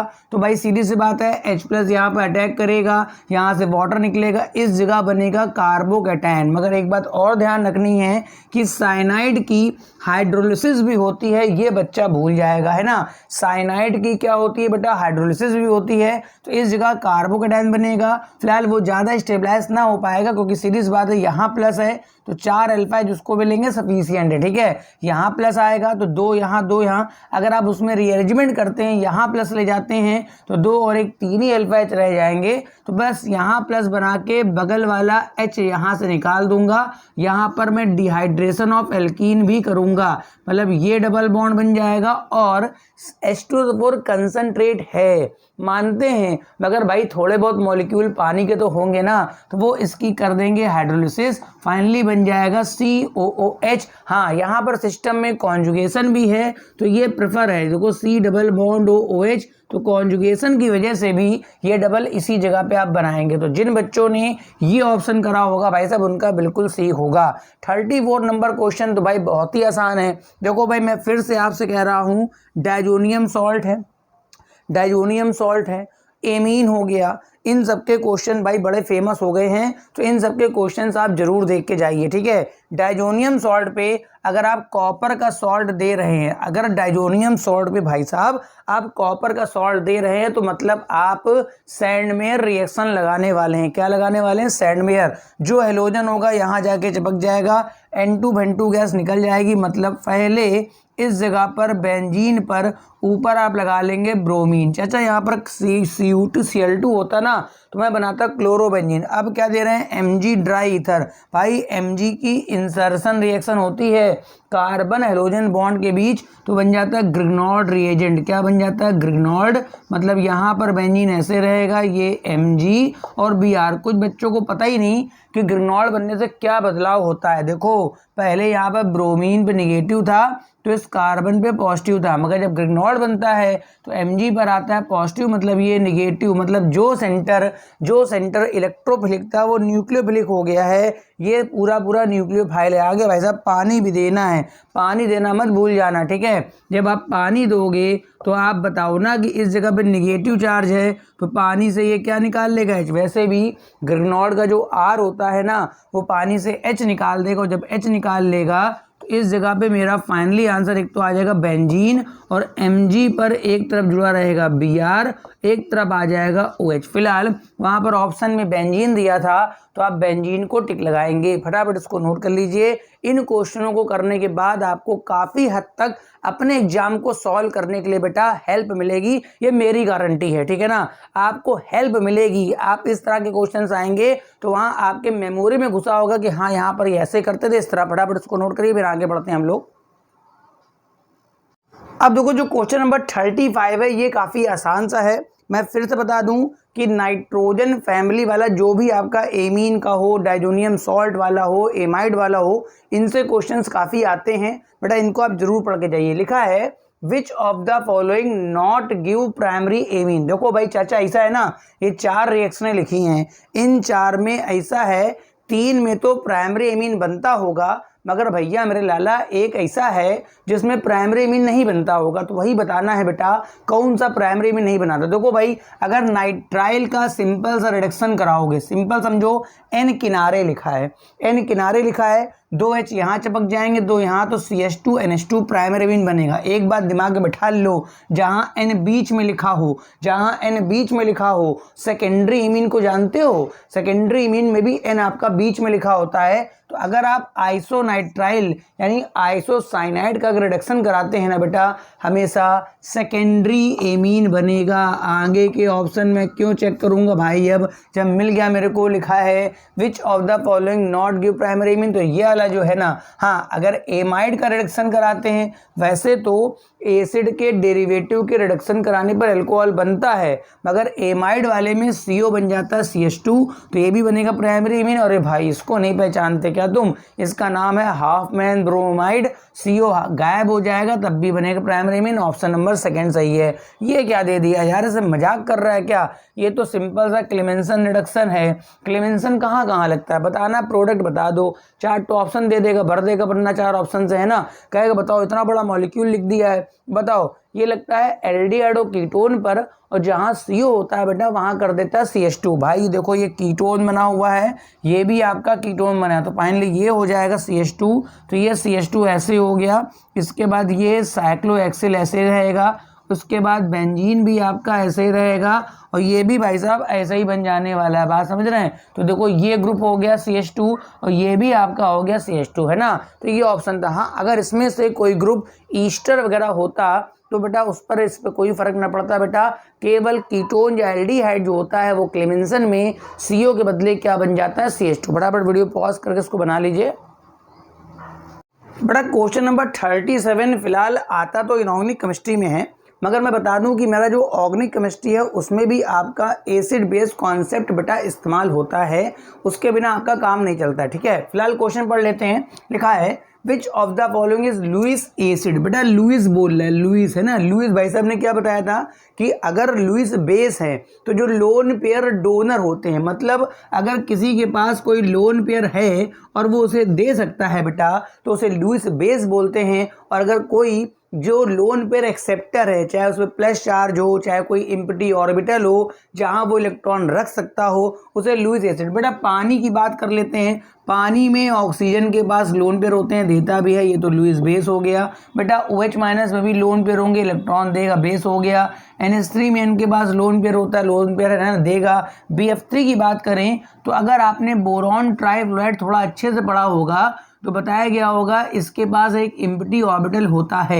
एम्प्टी ऑर्बिटल का मतलब क्या होता है, अगर एम्प्टी ऑर्बिटल की बात करें तो एम्प्टी ऑर्बिटल का मतलब है जिसके पास खाली जगह है। भाई तुम्हारे घर में जब कमरा खाली होगा तभी तो कुछ एक्सेप्ट करोगे, किसी को बुलाओगे ना, कमरा ही नहीं है, मेहमान बुलाए पड़े हो, तो इसके पास भी एक एम्प्टी ऑर्बिटल है बेटा, तो यहाँ पर ये लोन पेयर ले लेगा, और जो लोन पेयर ले लेगा वो क्या होगा, लुईस एसिड। बेटा ऑप्शन नंबर 2 आपका सही है। ठीक है, क्वेश्चन नंबर 38 में देखो क्या है, अभी मैं लास्ट में आपके लिए 8-9 क्वेश्चन लाऊंगा जो आपको खुद से करने हैं, है ना। 50 में 8-9 क्वेश्चन आप करिएगा, और अगर जिन बच्चों ने सॉल्व करे हैं खुद से, मतलब उनको ऑर्गेनिक में कहीं कोई दिक्कत नहीं है, आप उनके ऑप्शन मेरे चैट बॉक्स में जाके लिख दीजिए, सर ये 42 का ये ऑप्शन सही है, 43 का ये सही है। कोई क्वेश्चन अगर बाई चांस आपका फंसता है ना तो आप मेरे को बताइएगा, सर मेरा 44 नहीं आया, सर मेरा 46 नहीं आया। बात समझ गए, खुद मेहनत तुम भी करो, सारी मेहनत टीचर ही कर ले, टीचर ही जाके पेपर दिया है ना, जिससे अच्छा तो टीचर ही जाके दे देना, एडमिट कार्ड मैं ही दिया हूँ, ठीक है ना। अरे भाई एसिटाल्डिहाइड दिया है चाचा, एसिटाल्डिहाइड है, ओ हो लिथियम एल्युमिनियम हाइड्राइड क्या है, रिड्यूसिंग एजेंट है, पता नहीं लिया ही क्यों है।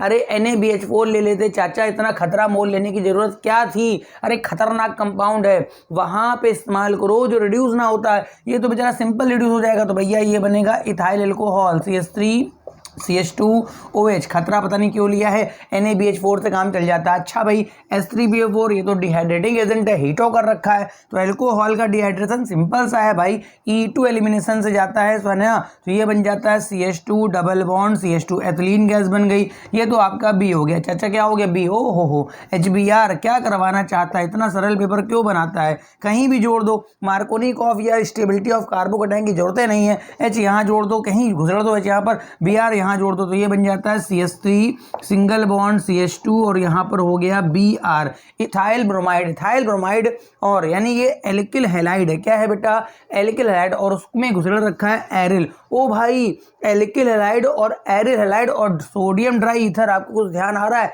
3 रिएक्शन आपने पढ़ी थी, अगर दोनों एल्किल हैलाइड हो सोडियम हो तो आपकी वुल्स रिएक्शन, दोनों अगर एरिल हैलाइड हो और सोडियम ड्राई ईथर तो वुल्स फिटिक रिएक्शन, और अगर एक एरिल एक एल्किल है तो वुल्स फिटिक बोलते हैं। फिलहाल यहाँ का Br यहाँ का Br Na साथ निकल जाएगा, इथाइल जाके बेंजीन पे चिपक जाएगा, मतलब बेंजीन और बेंजीन पर मेरा ये रहा इथाइल है ना, ये इथाइल समझ में आता है, तो ये मेरा इथाइल बेंजीन इसका फाइनल आंसर होगा। ठीक है, मैंने ऑप्शन नहीं लिखे, मैंने कहा ना मैं ऑप्शन का मोहताज नहीं हूं, वो अपना आप चेक कर लेना, इसमें एथाइल बेंजीन आपका ऑप्शन में होगा। जैसे ही मेरा 42 क्वेश्चन 43 क्वेश्चन हो जाएगा, मैं 6-7 क्वेश्चन आपके लिए दूंगा, आपको अगर आ जाते हैं तो आप कमेंट में फटाफट क्वेश्चन नंबर और उसका ऑप्शन लिख के भेज देना, ताकि मैं भी चेक कर सकूं कितने बच्चे सिंसियर हैं, क्वेश्चन को लेकर के जागरूक हैं। फटाफट इसको बना लीजिए, नोट कर लीजिए। देखो ये क्वेश्चन 39 जो है उसने भाई बड़े बड़े स्ट्रक्चर झेल दिए हैं ना, आप पहले ही धराशायी हो जाएंगे इतने बड़े स्ट्रक्चर देख के, मगर भाई जरा ध्यान से सुन तो लो क्या पूछ रहा है। लिखा है विच अंडरगोज मोस्ट इजली डिहाइड्रेटेड, कह रहा है कौन किसका डिहाइड्रेशन सबसे जल्दी होगा अंडर एसिडिक कंडीशन। अंडर क्या बेटा, एसिडिक कंडीशन। देखो भाई अगर हम एल्कोहल का डिहाइड्रेशन करते हैं, मतलब क्या है, एल्कोहल से पानी निकालते हैं, क्या निकालते हैं, पानी निकालते हैं अंडर एसिडिक कंडीशन, तो भाई साहब वहां पर एक इंटरमीडिएट, देखो ऐसा है ना, वो अब डायरेक्ट क्वेश्चन की तरफ नहीं जाता है, वो कहता है थोड़ी बहुत मैकेनिज्म वगैरह भी पढ़ के आओ, है ना। बच्चा क्या करता है, डायरेक्ट रट लेता है, वो कह रहा है मैं सही कराता हूं, नहीं मैकेनिज्म थोड़ी बहुत पढ़नी पड़ेगी। उसमें बनता है इंटरमीडिएट कार्बोकेटायन, तो भाई जिसका कार्बोकेटायन मोर स्टेबल बन जाएगा, क्या बोला मैंने, सुना आपने, है ना, जिसका कार्बोकेटायन बेटा मोर स्टेबल बन जाएगा वो उसका डिहाइड्रेशन सबसे फास्ट होगा। जरा स्ट्रक्चर ठीक से देख लेते, यहाँ NO2 घुसा हुआ है, यहाँ NO2 घुसा हुआ है, यहाँ पर भी NO2 घुसा हुआ है बेटा, NO2 3 में लगा पड़ा है। NO2 के पास भाई साहब -I पावर बहुत तगड़ा होता है, और आपको पता होना चाहिए कि -I -M हाइपर कॉन्जुगेशन ये सब कार्बोकेटायन की स्टेबिलिटी को धड़ाम कर देते हैं, घटा देते हैं। पहले ऑप्शन को देखो कितने प्यार से सब जगह पे देखो OH एल्कोहल वगैरह लगा है, तो आराम से डिहाइड्रेशन ठीक है, एक OH का डिहाइड्रेशन होगा तो एक थोड़ा बहुत -I स्लो करेगा, मगर OH का -I बहुत पीछे होता है भाई इन कंपेयर टू NO2, तो भाई ऑप्शन नंबर फर्स्ट जो है इसका आंसर ऑप्शन नंबर फर्स्ट आएगा। ठीक है, अगले क्वेश्चन में उसने क्या करा, मजाक कराया, थोड़ा सा बच्चों के साथ खिलवाड़ कराया थोड़ा सा। वो जानता था कि बच्चे टॉलेंस रिएजेंट को टॉलेंस रिएजेंट के नाम से जानते हैं, तो मैं बता दूं कि टॉलेंस रिएजेंट में सिल्वर नाइट्रेट और NH4 जब मिलाते हैं तो वहाँ सिल्वर का अमोनिया के साथ, अमोनिया लीगेंड है ना, एक कॉम्प्लेक्स बनता है जिसका फॉर्मूला ये होता है, मतलब ये कहीं लिखा मिले इन बेसिक मीडियम, मतलब ये टॉलेंस रिएजेंट होता है। क्या होता है बेटा, टॉलेंस रिएजेंट। अच्छा टॉलेंस करता क्या है चाचा, टॉलेंस कुछ भी नहीं करता है ना, टॉलेंस अरे भाई एल्डिहाइड को ऑक्सीडाइज कर देता है, कीटोन को छोड़ देता है, और एल्डिहाइड को जब ऑक्सीडाइज करेगा तो एसिड बनेगा, और बेसिक मीडियम होगा तो सॉल्ट बनेगा। फिलहाल ये तो भाई साहब कीटोन है क्योंकि बगल में मिथाइल लेके घूम रहा है, ये एल्डिहाइड, तो ऊपर वाले पे तो कोई आंच आएगी नहीं, ऊपर वाले पे सुरक्षा कवच है भगवान का, तो ये तो ऐसे रहेगा, ये भाई साहब COOH में कन्वर्ट हो जाएगा, COH, मगर ऑप्शन में ये नहीं दिया था। ठीक है, क्योंकि ऑप्शन में बेसिक मीडियम भी है, तो यहाँ पर अब सॉल्ट पता नहीं कौन सा लगा रखा है, क्या डाल रखा है, NaOH है कि मैं Na लगा दूं, KOH, तो भाई यहाँ पर सीधा माइनस लगा दूं, सॉल्ट बन गया। तो जिन बच्चों ने ये ऑप्शन टिक करा होगा बेटा उनका बिल्कुल सही होगा। फटाफट बनाते जाइए। अब 2-3 क्वेश्चन और कराऊंगा, बाकी 6-7 क्वेश्चन जो हैं वो आपको समर्पित होंगे। आप अगर कर पाएंगे तो बहुत अच्छी बात है, मतलब आपकी ऑर्गेनिक सही रास्ते पे जा रही हो। नहीं कर पाएंगे तो बहुत खराब बात है, आपकी ऑर्गेनिक जो है ना भटक गई है। ठीक है, 1-2 क्वेश्चन और कराऊंगा, फिर अपने क्वेश्चन आपको दूंगा। फटाफट इसको नोट करिए।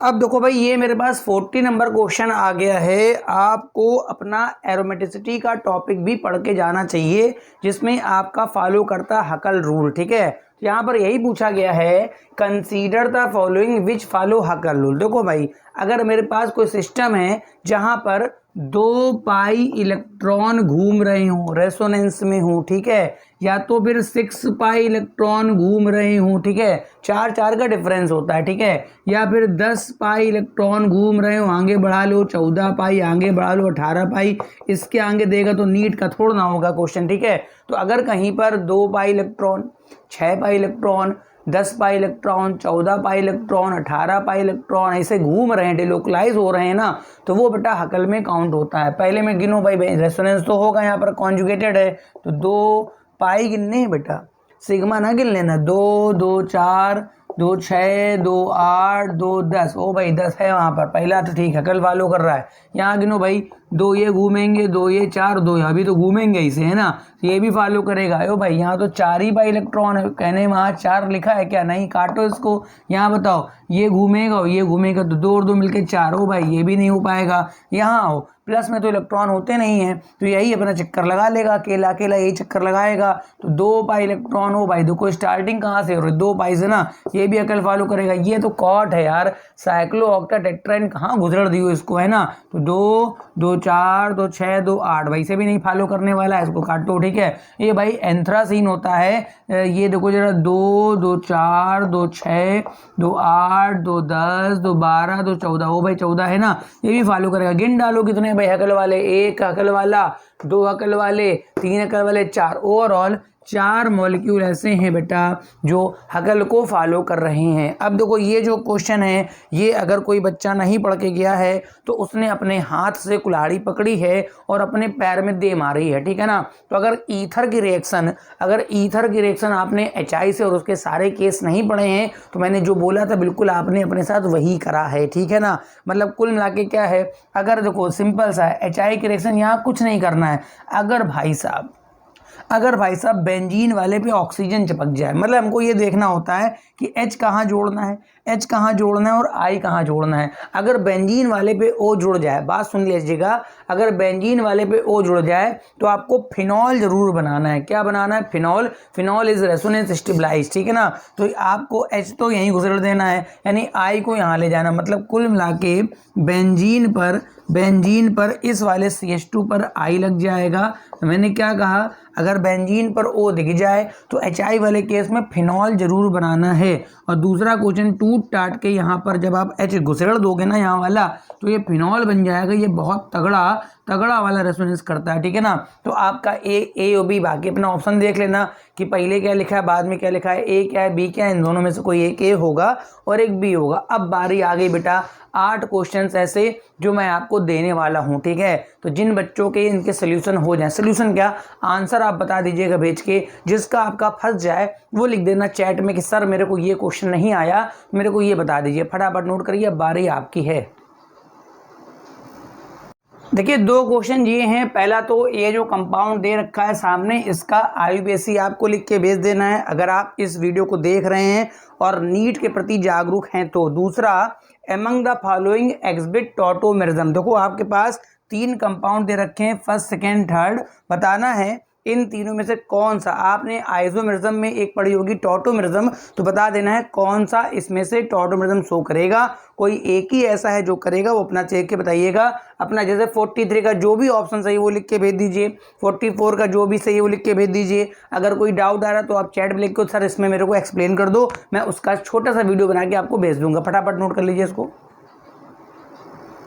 अब देखिए 3 क्वेश्चन ये हैं, इस वाले में मैंने केवल A और B के फॉर्म में लिख रखा है, तो आप बता सकते हैं कि साहब 45 का A ये बनेगा, 45 का B ये बनेगा। आपको दिया है इथाइल साइनाइड, उस पर ध्यान रखिएगा 1 मोल वाटर दे रखा है। ऐसा एक क्वेश्चन मैं करा चुका हूँ, पहले A बनेगा, उसको दोबारा से आपको P2O5 दे करके हीट कर देना है और बताना है B। तो आप ऐसे लिख सकते हैं सर 45 का A ये मॉलिक्यूल है, 45 का B ये मॉलिक्यूल है, ठीक है। 46 तो काफ़ी क्वेश्चन सिंपल सा है, बताना है मोर स्टेबल कार्बोकैटायन। तो इन चारों कार्बोकैटायन में से आपको बताना है सबसे ज़्यादा स्टेबल कार्बोकैटायन कौन सा है। और 47 भी एक कन्वर्जन है, पहले प्रोपेनामाइड दे रखा है, फिर Br2 की वजह दे करके कोई मॉलिक्यूल A बना है, उसको दिया है HNO2 तो B बना है, साथ में CrO3 जो कि आपको पता होगा ऑक्सीडेशन करने में माहिर है। फाइनली आपको बताना है C। जैसे आपको इसके आंसर भेजने हैं सर 47 का A ये है और B ये है और C, इस तरह से आप बना के भेज सकते हैं। फटाफट नोट डाउन कर लीजिए। जिनको ये क्वेश्चन, अगर इस तरह के क्वेश्चन आप कर पा रहे हैं तो ऑर्गेनिक में आपके क्वेश्चन छूटने की संभावना लगभग 0.1% भी नहीं होगी। बना लीजिए फटाफट वीडियो पॉज करके। अब देखिए भाई साहब 3 क्वेश्चन, ये लास्ट क्वेश्चन है। पहले में CH3Cl दिया गया है, उसको Mg और ड्राई ईथर दिया गया, बहुत फेमस रिएक्शन है। फिर जो A बनेगा उसकी रिएक्शन इस मॉलिक्यूल से करानी है, पहचानी है, बाद में करानी है हाइड्रोलिसिस।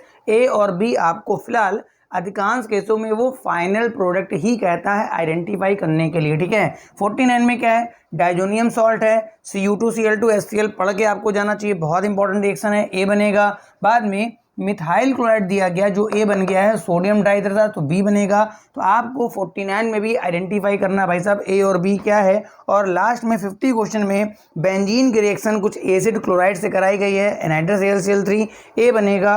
और जब A बन जाएगा तो उसको देना जिंक, अमलगम और सांड HCl।